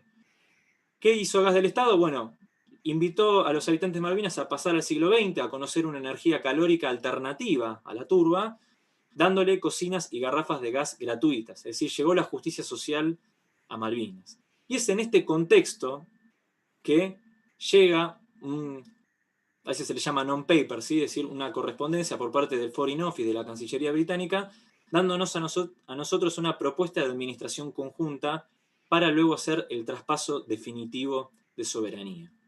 Todo esto que se avanzó con mucha paciencia, ¿no? Y este ensamble entre Malvinas como causa popular, acompañada, digamos, con una política exterior de reclamo de soberanía, se echó atrás, ¿sí? Con las consecuencias de lo que fue la Guerra de Malvinas del año 82. Pero dato interesante también. 30 de marzo del año 82 se produce una fuerte movilización de la CGT con la consigna Paz, Pan y Trabajo, ¿sí? Y pidiendo democracia y reapertura de elecciones. La movilización duramente 10 de abril, la misma Plaza de Mayo, que anteriormente el movimiento obrero no pudo acceder, de repente se llenó de gente con la noticia de que se recuperó por la vía militar las Islas Malvinas. Ahora, es que hubo una contradicción, es decir, hay un pueblo bipolar. No, no es bipolar, digamos, Malvinas es una causa popular y la gente que fue a la Plaza de Mayo fueron el 30 de marzo y fueron el 2 y el 10 de abril. Pero no es que, digamos, fue una locura, es también un reflejo de esa malvinización cultural identitaria. Por eso muchas personas fueron a marchar con consignas Malvinas sí, dictadura no, ¿no? Y tenemos imágenes también en nuestro museo de abuelas de Plaza de Mayo con un cartel diciendo que las Malvinas son argentinas, los desaparecidos también, digamos, ¿no? Y tal es así que Ubaldini, que se comió la represión, digamos, ¿no? Del 30 de marzo del 82, quien fue el secretario general de la CGT, días después fue a Malvinas, ¿sí? ¿Por qué? ¿Bajo qué consigna? Que quienes iban a pelear en el frente de batalla claramente iban a ser los hijos de los obreros y por lo tanto él como secretario general de la CGT tenía que estar también presente en las Islas Malvinas. Y acá, digamos, no quiero andar mucho porque tenemos dos protagonistas de esos dos episodios. Daniel ya nos ha contado en una charla del museo que él estuvo en la movilización del 30 de marzo, y ni hablar Edgardo, que estuvo dando la vida y poniendo el cuerpo a nuestra soberanía en el teatro de operaciones y en el frente de batalla. Resumiendo, porque quiero llegar a la actualidad, 2 minutos nomás. Después de la Guerra de Malvinas vino lo que se llama la desmalvinización, ¿sí? Donde desde el Estado se genera una política de exterior totalmente, opinión personal, lesiva a nuestros intereses. Estos famosos acuerdos de Madrid, firmados por Domingo Felipe Cavallo. Algunos se olvidan que antes de ser ministro de Economía fue canciller, firmó los acuerdos, se fue de Cancillería y pasó a la cartera económica. Y, sin embargo, digamos, también eso bajó la intensidad sumado al dolor, digamos, de lo que fue la guerra de Malvinas, ¿no? Y la desmalvinización que nace, muchos dicen, a partir del momento que la dictadura militar decidió ocultar a nuestros soldados quienes fueron a pelear en el frente de batalla. Y luego del 2003 en adelante tenemos una feliz remalvinización, me atrevo a adjetivarla como feliz, donde pasaron, digamos, otra vez replicar esta idea de reclamar Malvinas en el exterior, ¿sí? Que yo llamo la vanguardia, ¿no? La Cancillería, a la cabeza, digamos, ¿no? Del reclamo soberanía, logrando de forma inédita en esos años, y Daniel fue protagonista nuevamente, ¿no? De todo ese proceso de remalvinización, donde obtuvimos de forma inédita el apoyo de América Latina de forma unánime y mancomunada y consolidada y cohesionada, con el apoyo de año 2013 la Unión Africana, año 2014 la Federación de Rusia, año 2015 la República Popular de China, con el gesto simbólico no menor del Papa Francisco sacándose con un cartel, una foto pidiendo que se reanude el diálogo entre Argentina y Gran Bretaña por Malvinas. Eso es la vanguardia. ¿Cuál sería la retaguardia? El Ministerio de Educación y el Ministerio de Cultura, y ahí es donde entra el museo, ¿no? Nuestro humilde aporte a la causa Malvinas, que se creó el 10 de junio de 2014 con esta idea de generar y reimpulsar esa remalvinización cultural tal cual como se hizo en la década del 40, en la década del 50, que se mantuvo fuerte hasta la guerra del año 82. Y acá sí quiero tirar dos anécdotas, que digamos la viví en primera persona, pero creo que son ilustrativas. Año 2007, yo estaba en quinto año del colegio, en un colegio del Estado, Lenguas Vivas, que está cerca de la Cancillería, valga la ironía, y vinieron desde la BBC de Londres a entrevistar 5 jóvenes de la Argentina después de 25 años de la guerra para ver qué opinión tenían de Malvinas, ¿sí? ¿Cuál era el objetivo de los británicos? Estudiarnos, ¿sí? Para ver hasta dónde había llegado esa desmalvinización. Y de las 5 personas que hablamos, 4 decían, bueno, es muy difícil hablar de Malvinas después de la guerra, y bueno, yo dije, hay que terminar con el imperialismo británico, ¿sí? Digamos, de la BBC se rió, ¿no? Pero no se estudiaban, ¿sí? Buscaban ver el impacto de esa desmalvinización. Cuando se creó el museo fue un escándalo para los británicos, porque ni bien abrimos, tuvimos una gran cantidad de visitantes angloparlantes, por decirlo de forma neutra, ¿sí? En octubre de 2014 se inauguró el Museo Malvinas de las Islas Malvinas en Puerto Argentino, 3 meses después, que es el mismo museo nuestro, pero con el relato colonial británico, ¿sí? Otra vez nos vinieron a estudiar a fondo qué decíamos, qué no decíamos, ¿sí? Hicieron un contramuseo, ¿sí? El museo no es un museo cualquiera, forma parte de este dispositivo de disputa geopolítica, cultural, de política exterior, y que hace también a nuestro reclamo de soberanía.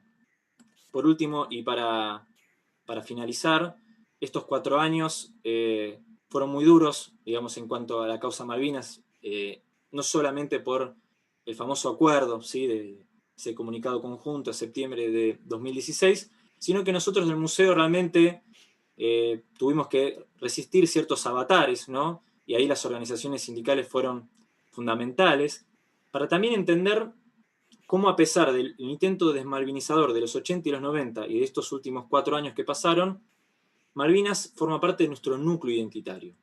Que la tía, ¿sí? Esta es parte de nuestra matriz identitaria, la tía en los 80 y los 90, volvió a florecer, si se me permite el término, del 2003 al 2015, y que eso también nos sirvió como herramienta, ¿sí?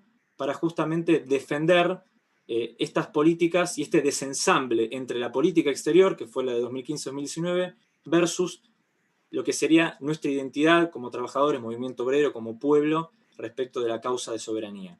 Hoy podemos decir alegremente, porque por suerte esto tiene un final feliz, de que nuevamente hay un ensamble entre la política exterior de nuestro país, reflejada en la Cancillería, la famosa vanguardia, como acabo de mencionar, y también desde nuestro humilde lugar, Ministerio de Educación, Ministerio de Cultura, Museo Malvinas, defendiendo la retaguardia cultural para, bueno, continuando un poco lo que ya mencionaron recién, para lograr una recuperación definitiva de nuestra soberanía en nuestras Islas Malvinas. Muchas gracias. Muchas gracias a vos, Juan Augusto. Y como tomo lo último que decís, cómo tiene que seguir siendo todavía un núcleo identitario el tema de Malvinas para las próximas generaciones y para los que vienen, como decía Edgardo, para los que van a tomar la posta en estos temas. Nosotros desde ATE Cancillería consideramos que estos espacios son, como dije al principio, fundamentales para cumplir con ese objetivo, desde el humilde aporte que también podemos hacer nosotros. Bueno, vamos a cerrar este panel entonces con Emanuel Bonforti. Él es sociólogo y docente de la Universidad Nacional de Lanús. Está a cargo del Seminario de Pensamiento Nacional y Latinoamericano de la UNLA. Emanuel, bienvenido, muchas gracias por estar y te escuchamos. Bueno, gracias Noé. Bueno, un lujo compartir este panel con compañeros y compañeras que la verdad que iluminaron y dieron sustancia a la cuestión de Malvinas de una manera muy, muy interesante. Digo, yo me voy a enfocar en algunas cuestiones después de esas muy buenas exposiciones vinculados al proceso de desmalvinización desde el plano de las ideas y desde el plano de lo material, ¿no? Y me quisiera detener, un poco voy a explicar desde qué perspectiva voy a tratar de desarrollar esto, que tiene que ver un poco con mi trayectoria. Soy docente ahí, como bien dijo Noelia, de la Universidad de Lanús, del Seminario de Pensamiento Nacional y Latinoamericano.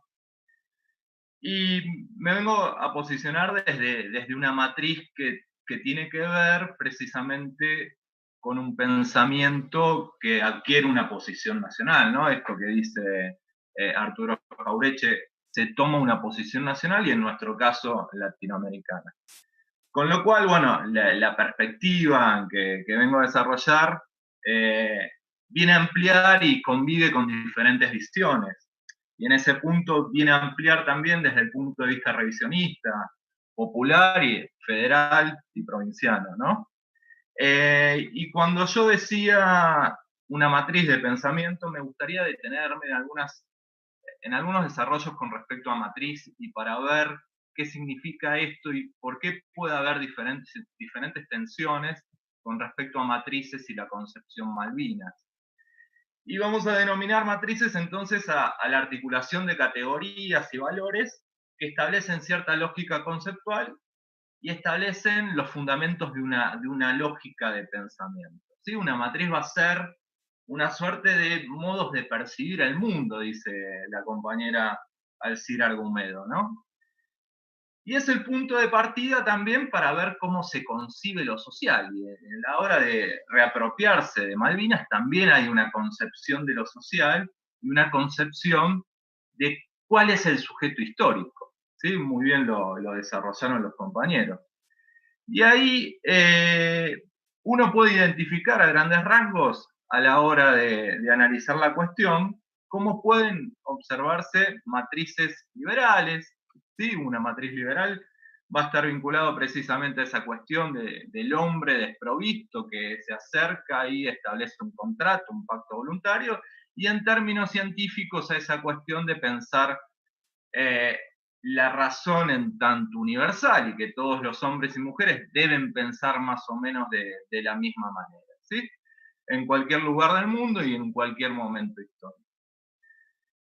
Con esto contraponer esta cuestión desde el punto de vista latinoamericano, lo que es la matriz latinoamericana, que tiene que ver con recuperar precisamente los relatos y alteridades excluidas. ¿Sí? Un poco la causa Malvinas tiene que ver con eso, incorporar la totalidad de relatos y conjunto de ideas que emergen como resistencias, como diferentes resistencias a procesos desmalvinizadores, ¿no? Digo, ahí Juan hace un rato mencionaba el proceso desmalvinizador del anterior gobierno, ¿no? Digo, y la comprensión de la causa Malvinas tiene que ver también con una disputa de sentido en muchas oportunidades, disputas que aparecen atravesadas estas matrices. Digo, hay una matriz de pensamiento liberal que enfoca la causa Malvinas de una manera y va a haber una matriz de pensamiento latinoamericano, nacional, que va a enfocarla desde otro lugar.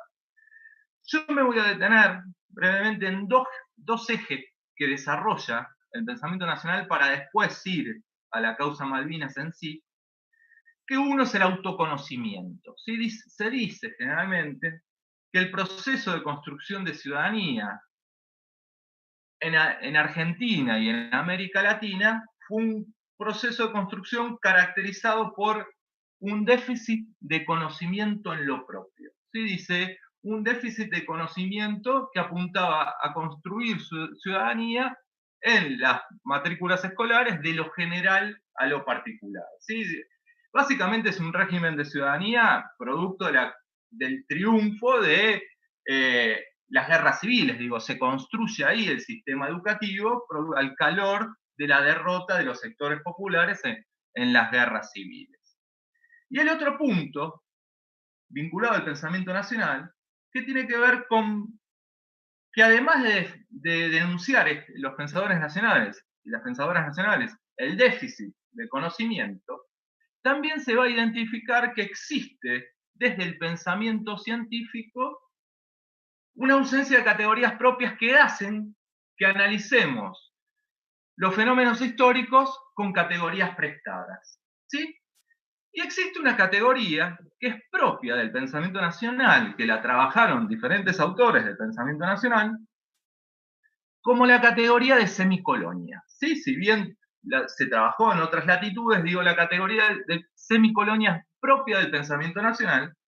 Y como todos saben, bueno, en nuestro caso uno podría identificar a partir de 1853, 1861, un proceso de dominación semicolonial que concluye a partir de 1943, 1945. Bueno, los debates en cuanto a las periodizaciones no vienen al caso. La dominación semicolonial se explica fundamentalmente porque no hay un ejército de ocupación, sino que la particularidad es que Gran Bretaña, en nuestro caso, nuestra metrópolis, se apropia de los principales resortes económicos. Pero para fundamentar y para legitimar esos resortes económicos, construye, a partir de un vínculo con la oligarquía, un sistema educativo basado en una colonización pedagógica. La causa Malvinas, tanto de forma contemporánea al conflicto como posteriormente, vienen a dar cuenta un poco en algunos sectores de la sociedad esa colonización pedagógica, esos recursos y esos resortes semicoloniales a nivel pedagógico. Y con esto quiero decir también que la particularidad que va a tener Malvinas, además, es su aporte colonial. Sí, digo, en Buenos Aires se va a vivir un registro de la semicolonialidad, pero en el sur, nuestro país está atravesado a un registro de la colonialidad. Todos estos elementos se van a dar de forma contemporánea también en el conflicto de Malvinas. Yo quiero identificar dimensiones desde el plano simbólico y material durante el conflicto y dimensiones desde el plano simbólico y material posteriormente al conflicto en lo que significaría el comienzo del proceso de desmalvinización. Dentro del registro de lo simbólico, ya durante el conflicto, yo me voy a tener desde 1982 a esta parte, desde el registro de lo simbólico, de la semicolonialidad, uno puede observar cómo de forma contemporánea, ya a la recuperación de las islas, existe un pensamiento colonial por cierta parte de nuestra población. ¿Sí? Un pensamiento colonial fundamentalmente difundido por determinados medios de comunicación que iba a decir que el ser argentino, el ser argentina, pasaba a ser una suerte de ciudadanía de segunda clase.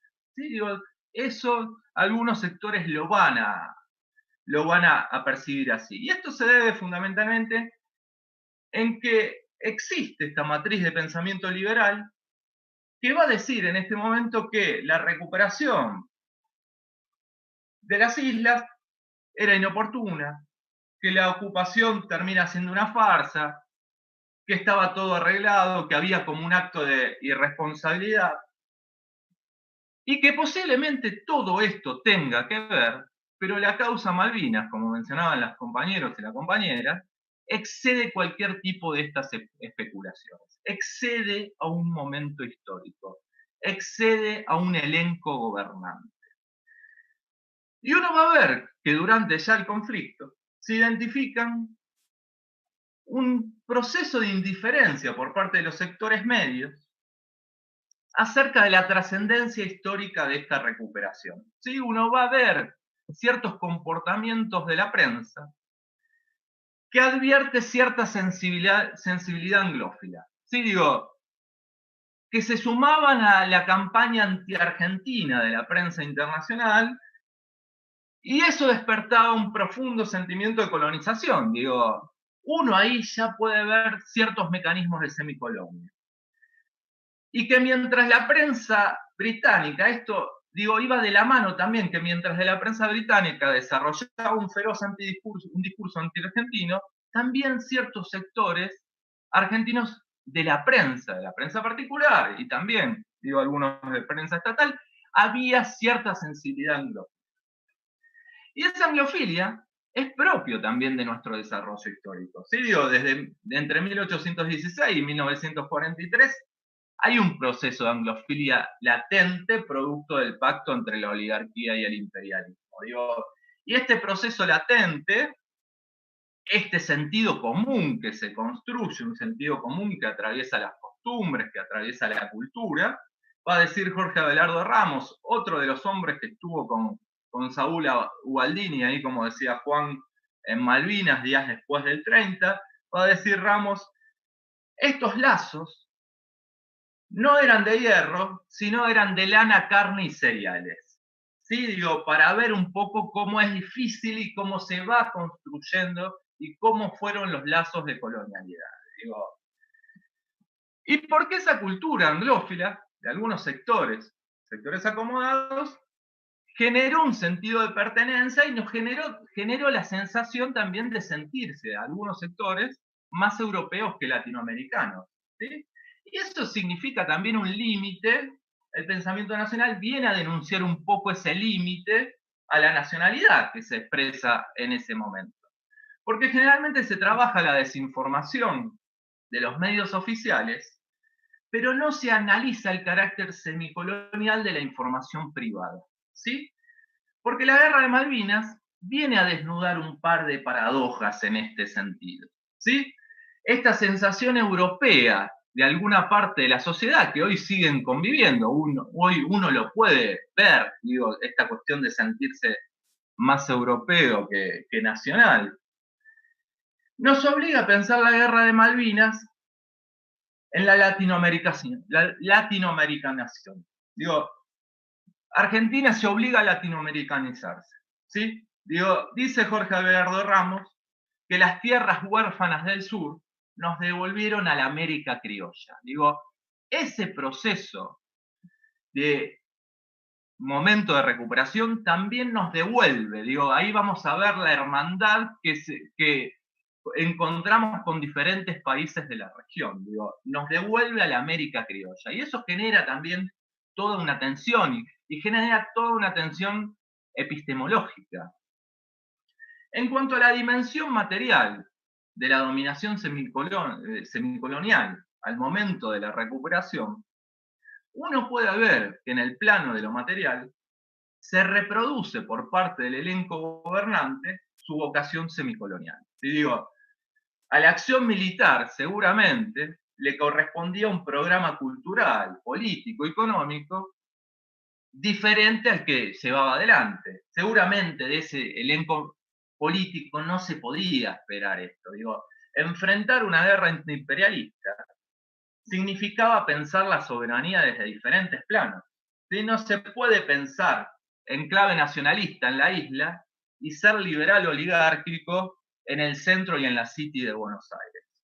No se podía tener un ministro de Economía que decía que la guerra no significaba interrumpir el cronograma de pagos con el Fondo Monetario. Digo, la mentalidad colonial de nuestra oligarquía también puede verse en el plano del punto de vista material. Es que sin Estado fuerte, digo, no se podía pensar el desarrollo el enfrentamiento, digo, sin fabricaciones militares, siendo un país agrario que no se proponga revertir, ser proveedor únicamente de materias primas, es imposible la defensa. Era necesario, como sí lo tenía el pueblo, pensar el país en voz alta. Y la voz alta la tenía el sentido popular que mencionaban los compañeros y las compañeras. Y lo interesante en este momento es dimensionar el proceso que se abre. Digo, en nuestra América, la guerra más importante, el proceso más importante, después de la batalla de Ayacucho, significó el antiimperialismo popular que se da en 1982. Y estoy diciendo antiimperialismo popular, que digo que en esas marchas, Juan en su intervención anterior daba cuenta de eso. Digo, se soñaba, hay mucho de la fantasía que se soñaba que Gran Bretaña tenga su propio Vietnam en las islas.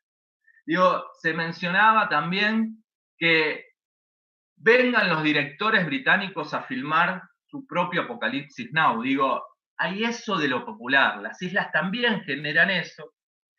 Y la recuperación de las islas nos va a obligar a reconocernos como hispanoamericanos. ¿Sí? Esto es un dato no menor, porque nos obliga otra vez a anclarnos en una tradición latinoamericana, en una tradición que también era rendirle homenajes a los libertadores de la patria grande. Y con esto, señalar que el nacimiento de nuestra nacionalidad es parte constitutiva del enfrentamiento histórico con Gran Bretaña. Digo, si encontramos un enemigo, precisamente en nuestra nacionalidad, es el Imperio inglés. Y es que a partir de las invasiones inglesas, nuestra milicia, dice Jorge Abelardo Ramos, y esto también forma parte de cierta interpretación de historiadores de la historia social, como Julio Alparindón, y digo, nuestra milicia se convierte en ejército y el nativo se va a hacer argentino, y ambos nacen de la lucha contra Gran Bretaña. Digo, esto es algo a tener en cuenta, y también la popularidad, digo, que despierta la causa Malvinas es precisamente por tener enfrente al enemigo británico. Y la formación de nuestra nacionalidad es en esencia antibritánica. Digo, esto uno lo puede ver, esto, así como Daniel hacía referencia que en la fecha pasada todos los equipos de la liga profesional salían con la cuestión Malvinas, en cada cancha de fútbol uno puede ver esta cuestión del que nos salta es un inglés.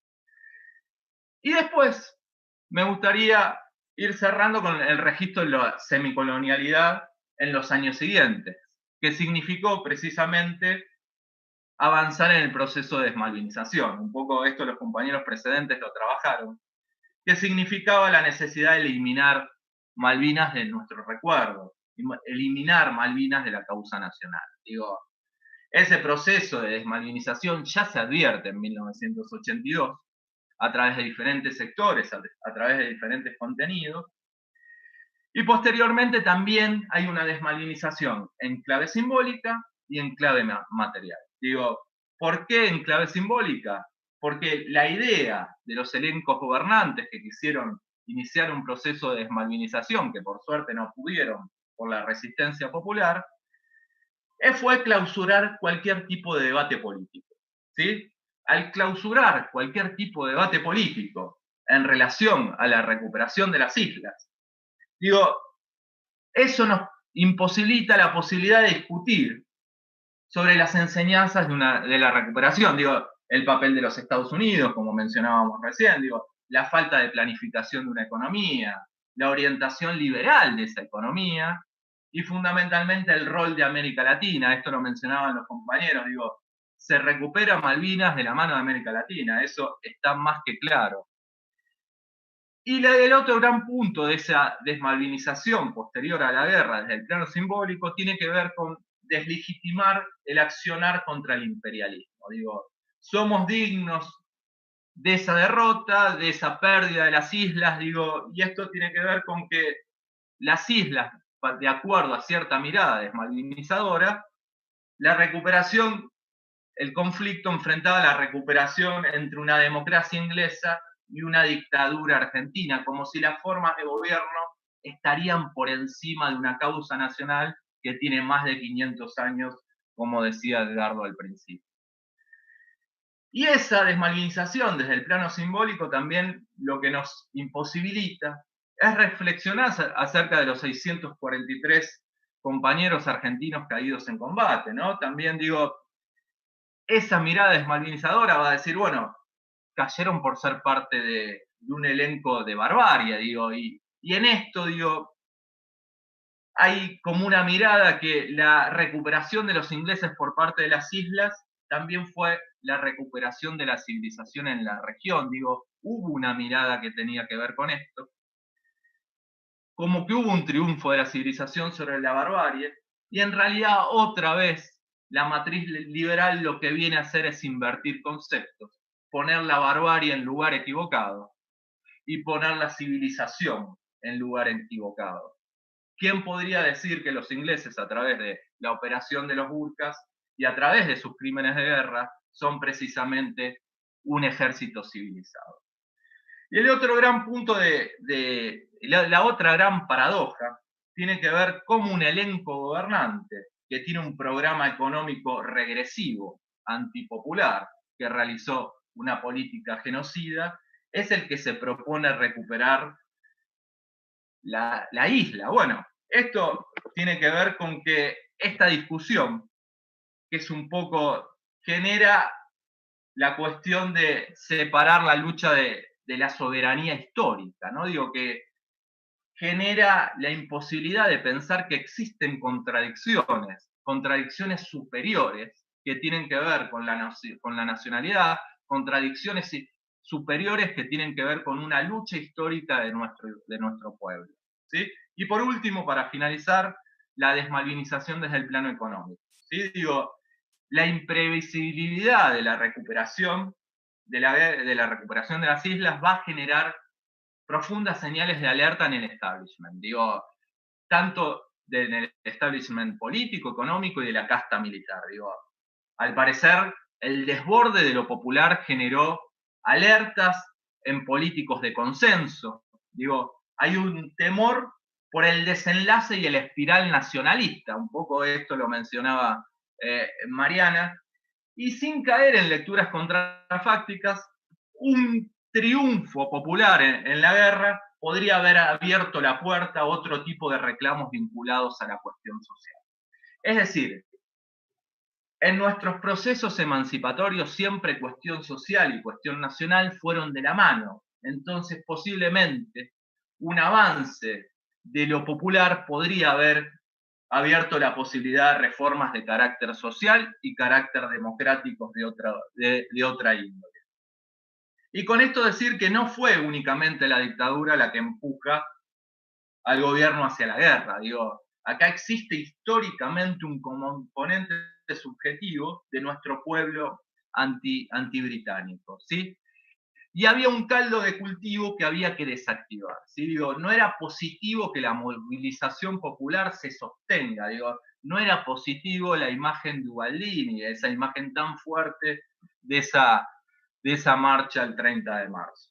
Digo, por último, sin lugar a dudas, el proceso de desmalvinización es un eslabón más por domesticar a los sectores populares. Por eso es necesario construir un relato que aleje al pueblo de cualquier factor de cambio. ¿Sí? Digo, al neutralizar lo popular también se neutraliza el antiimperialismo. Digo, y con esto también pensar, posteriormente, la década del 90, que no hay neoliberalismo posible sin desmalvinización. Digo, eso para tenerlo en cuenta. Todo esto funcionó en parte por un fuerte aparato de colonización pedagógica. Con esto quiero decir que no se quiere lo que no se conoce. Y por eso es tan importante conocer la causa Malvinas y por eso es tan importante espacios como este y como los trabajos que vienen realizando los compañeros y las compañeras. Eso es todo. Bueno, impecable, Manuel, muchas gracias por tu aporte. Creo que se resume esto último que decís en pensar la patria en voz alta, como dijiste en medio de tu disertación, que me pareció una frase súper súper adecuada para el momento. Bueno, les comento que tenemos un par de preguntas, las vamos a usar como, hay preguntas, bueno, para Daniel, para Mariana, pero las vamos a usar como disparadores para ir cerrando y que tengan unos minutitos, 1 o 2 minutitos para que cada uno vaya cerrando el panel. La primera es para Daniel, para el compañero Filmus, si se prevé realizar la misma planificación en materia de cooperación internacional que se realizó en su anterior gestión como secretario de Malvinas en los países que forman parte del Comité de Descolonización de Naciones Unidas. Esa sería la primera para Daniel. La otra es para Mariana Altieri.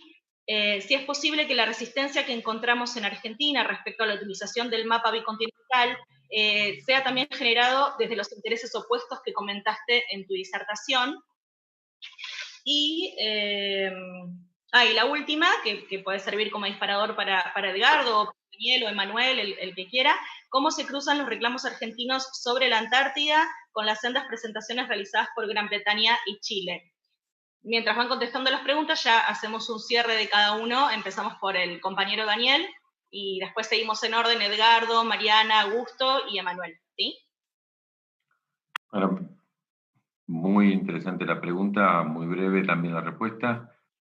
Sí, de hecho, nosotros creemos que la cooperación internacional, fundamentalmente la cooperación sur-sur, tiene que ser parte de la estrategia argentina de integración al mundo y en particular de la estrategia nuestra respecto de cosechar apoyo en el tema de Malvinas. Recordemos que estamos enfrentando una potencia sumamente poderosa, poderosa en lo militar y también poderosa en lo económico.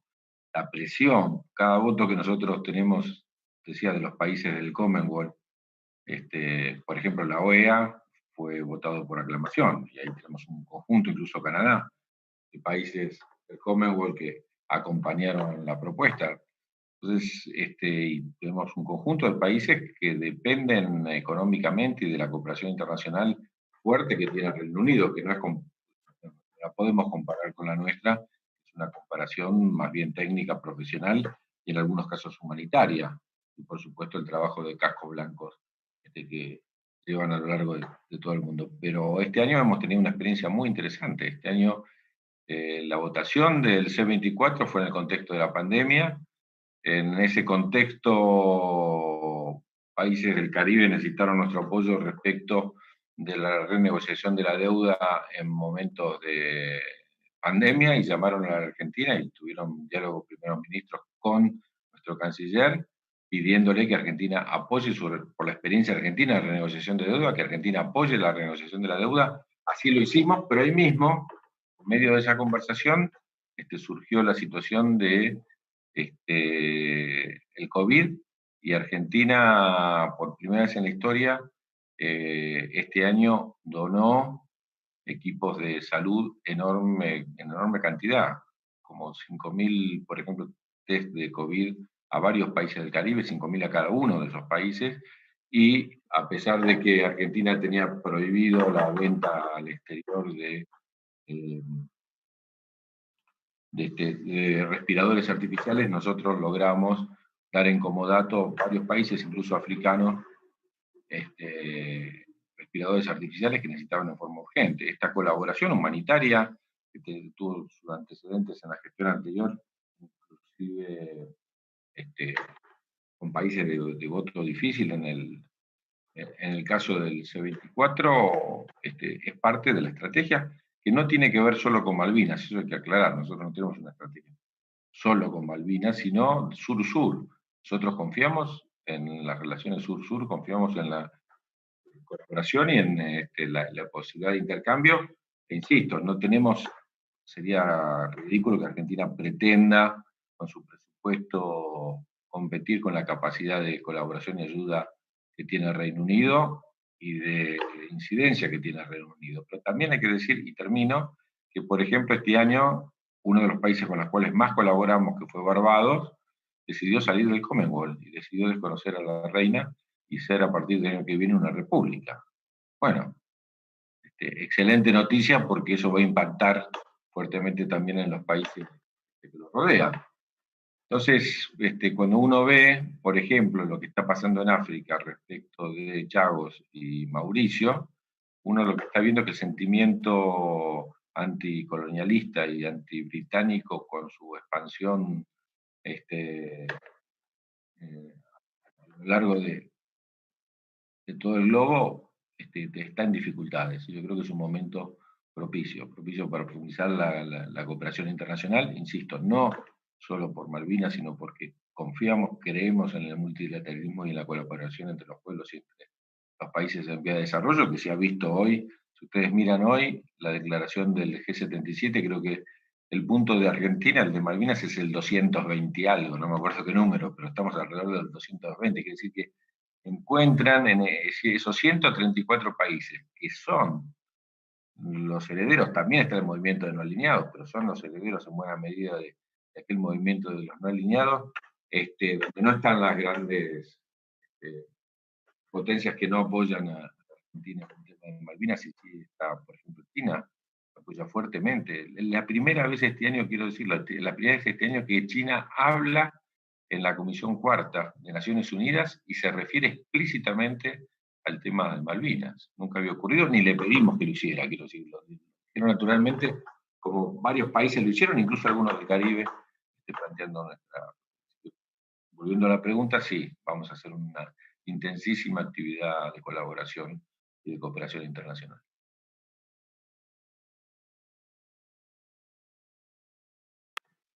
Bueno, muchas gracias, Daniel. Pasamos a una reflexión final de Edgardo y el resto de los disertantes.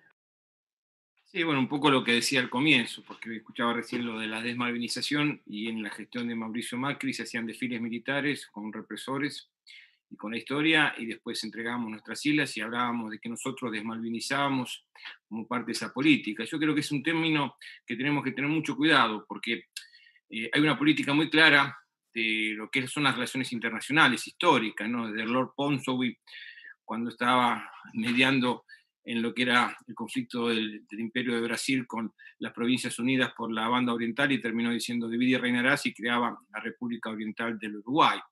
La política actual exterior y de los embajadores en nuestra región trabajan activamente en esa focalización que tienen, y que entonces, en lugar de hablar de soberanía, van los medios a transmitir las fiestas de Halloween o de Harry Potter, y no hablamos del tema fundamental de soberanía. Por eso tenemos que trabajar en políticas serias y concretas. Creo que el ejemplo más concreto de que uno se siente orgulloso y que realmente ha marcado un camino de coherencia es lo que ha hecho Copla con lo que significa la plataforma continental, que no importó qué gobierno estuviera en la gestión, que trabajó en una política muy clara. No es fácil hacer todo lo que tenga que ver con las mediciones, con lo que tenga que ver con las mesuras, en un mar tan complejo como nuestro mar austral. Uno piensa en el mar Drake y lo que significa estar en esos barcos tomando con goniómetros o con telémetros y con toda una tecnología muy compleja, y poder tener con exactitud cuál es nuestra plataforma, y no importó si era un gobierno de Néstor, de Cristina, de Mauricio Macri,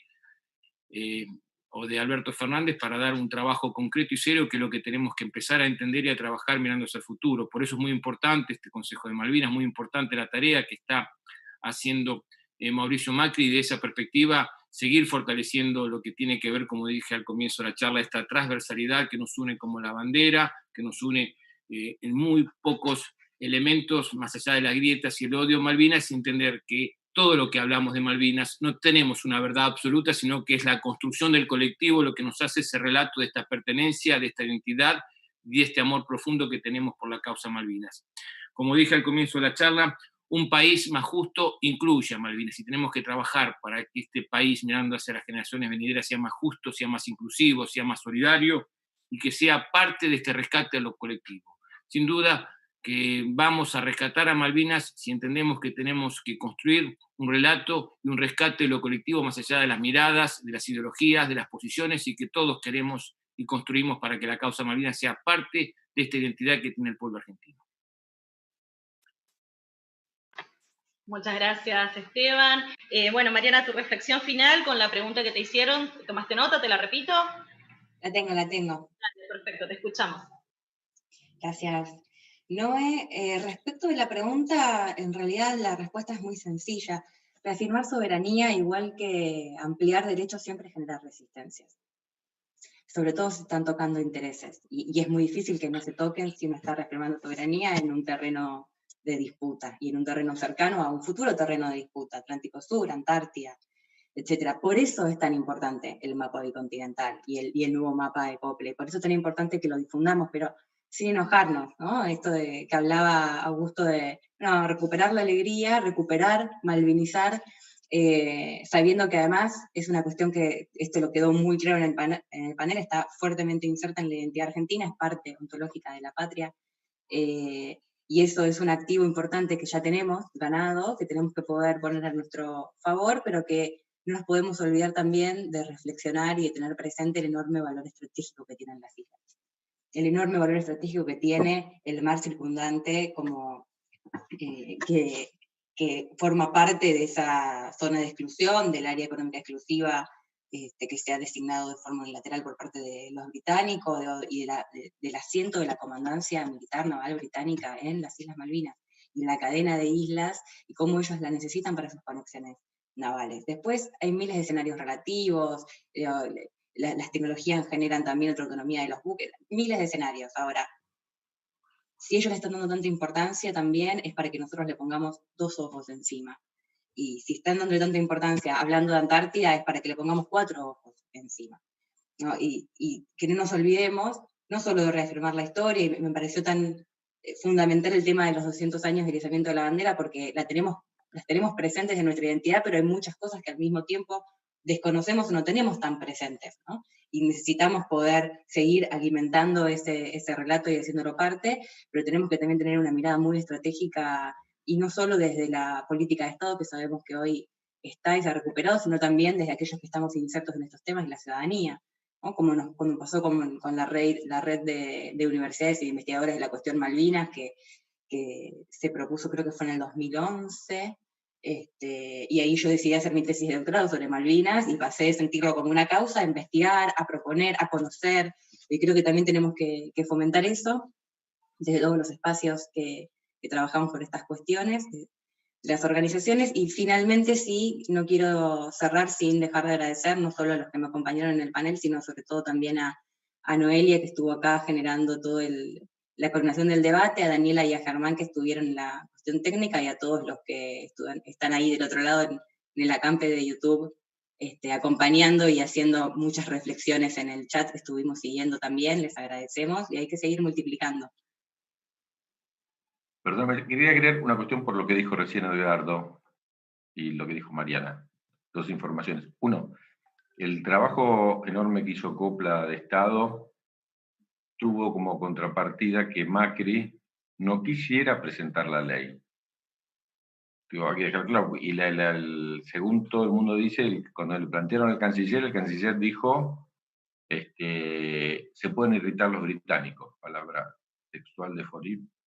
Me dijeron de alguien que estuvo en la conversación donde se discutió esto, y quedó, esto estaba listo en el 2016 y quedó ahí, ¿no? Entonces, Edgardo resaltó, y me parece fundamental, porque si no hay política de Estado no hay posibilidad de avanzar. Pero después el gobierno tiene que ser coherente con esa política de Estado. ¿Para qué hicimos la plataforma si no es para tener derechos de explotación económica, por ejemplo, sobre ese territorio? Y lo segundo, porque decía Mariana, eso lo hicimos en el año 2014-2015, los concursos, que fueron 70 proyectos, pero lo único que quiero decir es que vamos a hacer en el mes de diciembre, estamos retomando con Uriel, con Facundo y creo que con todos los compañeros que están acá, un encuentro grande, un simposio grande de exposición sobre los trabajos que este año cada universidad está haciendo sobre el tema de Malvinas. Así que saldrá la convocatoria en unos días. Bueno, muchas gracias, Daniel. Una reflexión final, Juan Augusto y Emanuel, los escuchamos. Bueno, si se puede voy a recoger un poco el guante de la pregunta de la Antártida, brevemente, digamos, en relación a la Antártida, digamos, de cómo la política exterior nuestra y la chilena tienen que ir de la mano, ¿no? De forma mancomunada, en el buen uso de la palabra mancomunidad, ¿sí? Y ahí como ejemplo histórico tenemos los encuentros de Perón y Ibáñez del Campo, que buscaron emular y reemular el abrazo de San Martín y O'Higgins en relación a la Antártida, estos acuerdos estratégicos de la década del 40, donde Argentina y Chile se reconocen mutuamente las partes de la Antártida que no están en disputa entre sí, y lo que está y se superpone el reclamo argentino y chileno a discutir a futuro. El objetivo estratégico claro es garantizar la americanidad del continente antártico y sobre todo que quede bien en claro que Gran Bretaña no tiene absolutamente nada que hacer en la Antártida, ¿sí? Esto también se replicó de alguna manera en la década del 70, cuando ya acontecido ya el golpe de Estado de Pinochet, cuando Perón todavía era presidente, empezaron a surgir estas tensiones por las islas en el canal de Beagle, y la frase de Perón era, bueno, ¿cuál es el problema con Chile? 3 islas, dinamitémoslas, ¿sí? Lo importante es la Antártida, es decir, un acto de coherencia geopolítica y geoestratégica. Antártida tenía que ser la prioridad, y esas 3 islas en el canal de Beagle era un árbol que tapaba el bosque. El verdadero bosque siempre fue y será la Antártida. Y hace poco, a principios de año, tuvimos la triste noticia de que desapareció un avión de las Fuerzas Armadas chilenas que estaban en dirección a la Antártida. E inmediatamente Alberto Fernández y todo, digamos, la presidencia y la Cancillería se puso a disposición y solidaridad con el pueblo hermano chileno, como también entender de que la política con la Antártida es una sola, que es la mancomunidad estratégica entre Argentina y Chile, y garantizar la americanidad, y si se me permite, la latinoamericanidad de la Antártida como una cuestión estratégica y soberana en el largo plazo. Por último, para no ahondar, quería agradecer, digamos, ¿no?, a todos los compañeros y compañeras de AT Cancillería y de estas agrupaciones hermanas, OSIPEX, Fundación Meridiano, Grupo Chuquisaca, Aérea, bueno, el Grupo San Juan, estoy viendo, digamos, los nombres. Quería agradecer también a quienes estuvieron presentes y nos estuvieron acompañando en la transmisión. Y por último, si se me permite un anuncio, porque en un momento en el chat ahí pusieron la cuestión de la mirada, digamos, de las mujeres. Los y las invitamos, mañana, todos los viernes a las 18 horas, desde el museo, hacemos una transmisión de charlas en vivo. Mañana justamente la charla va a ser sobre mujeres que construyeron patria, digamos, ¿no? Hicieron patria en Malvinas. Nuestra invitada es Silvina Gutiérrez, investigadora, digamos, del Museo de Malvinas. Así que bueno, los y las invitamos, si se me permite el anuncio, mañana a las 18 horas.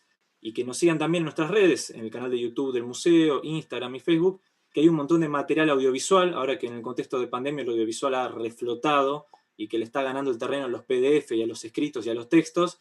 Aprovechar que tenemos un montón de material audiovisual hecho con Canal Encuentro y otras dependencias ministeriales como herramientas pedagógicas y de fácil acceso para difundir este amor que tenemos por la causa Malvinas como herramienta para la recuperación. Así que muchas gracias y les mando un saludo a todos y a todas. Muchas gracias, con Augusto. Ahí estaremos mañana entonces en una charla más que interesante. Emanuel, unas palabras finales. Bueno, primero volver a agradecer a Noé, al equipo técnico, a los compañeros y compañeras de ATE y a los compañeros y compañeras que formaron parte del panel y con los cuales uno se enriquece permanentemente. Digo, y en esa línea seguir trabajando, ¿no?, por la cuestión Malvinas, así como mencionaba Juan, desde la vanguardia y la retaguardia, aprovechando que somos gobiernos, y saber esto, ¿no?, esta cuestión que también quería hacer referencia, las Malvinas como esa puerta de entrada a la Antártida, y esa Antártida que mencionaba el general Juan Domingo Perón como el asunto magno, ¿no? Digo, pensar ese asunto magno como de vital importancia, sobre todo en los acontecimientos que se vienen de acá a muy cercano tiempo. Así que nada, agradecerles y saludarlos. Bueno, muchas gracias, Emanuel. Bueno, llegamos al final de este 7º encuentro. Tenemos la esperanza y el deseo de haber contribuido desde este humilde espacio en pos de la construcción de una política exterior soberana, inclusiva y federal. Las y los invitamos a acompañarnos el próximo martes 17 de noviembre a las 18 horas con el 8º panel de este ciclo que se denomina Capacidades Nacionales y Política Exterior. Y bueno, nos quedamos con un mensaje final de que las Malvinas fueron, son y serán argentinas. Buenas noches a todas, a todos y a todes. Muchas gracias por estar.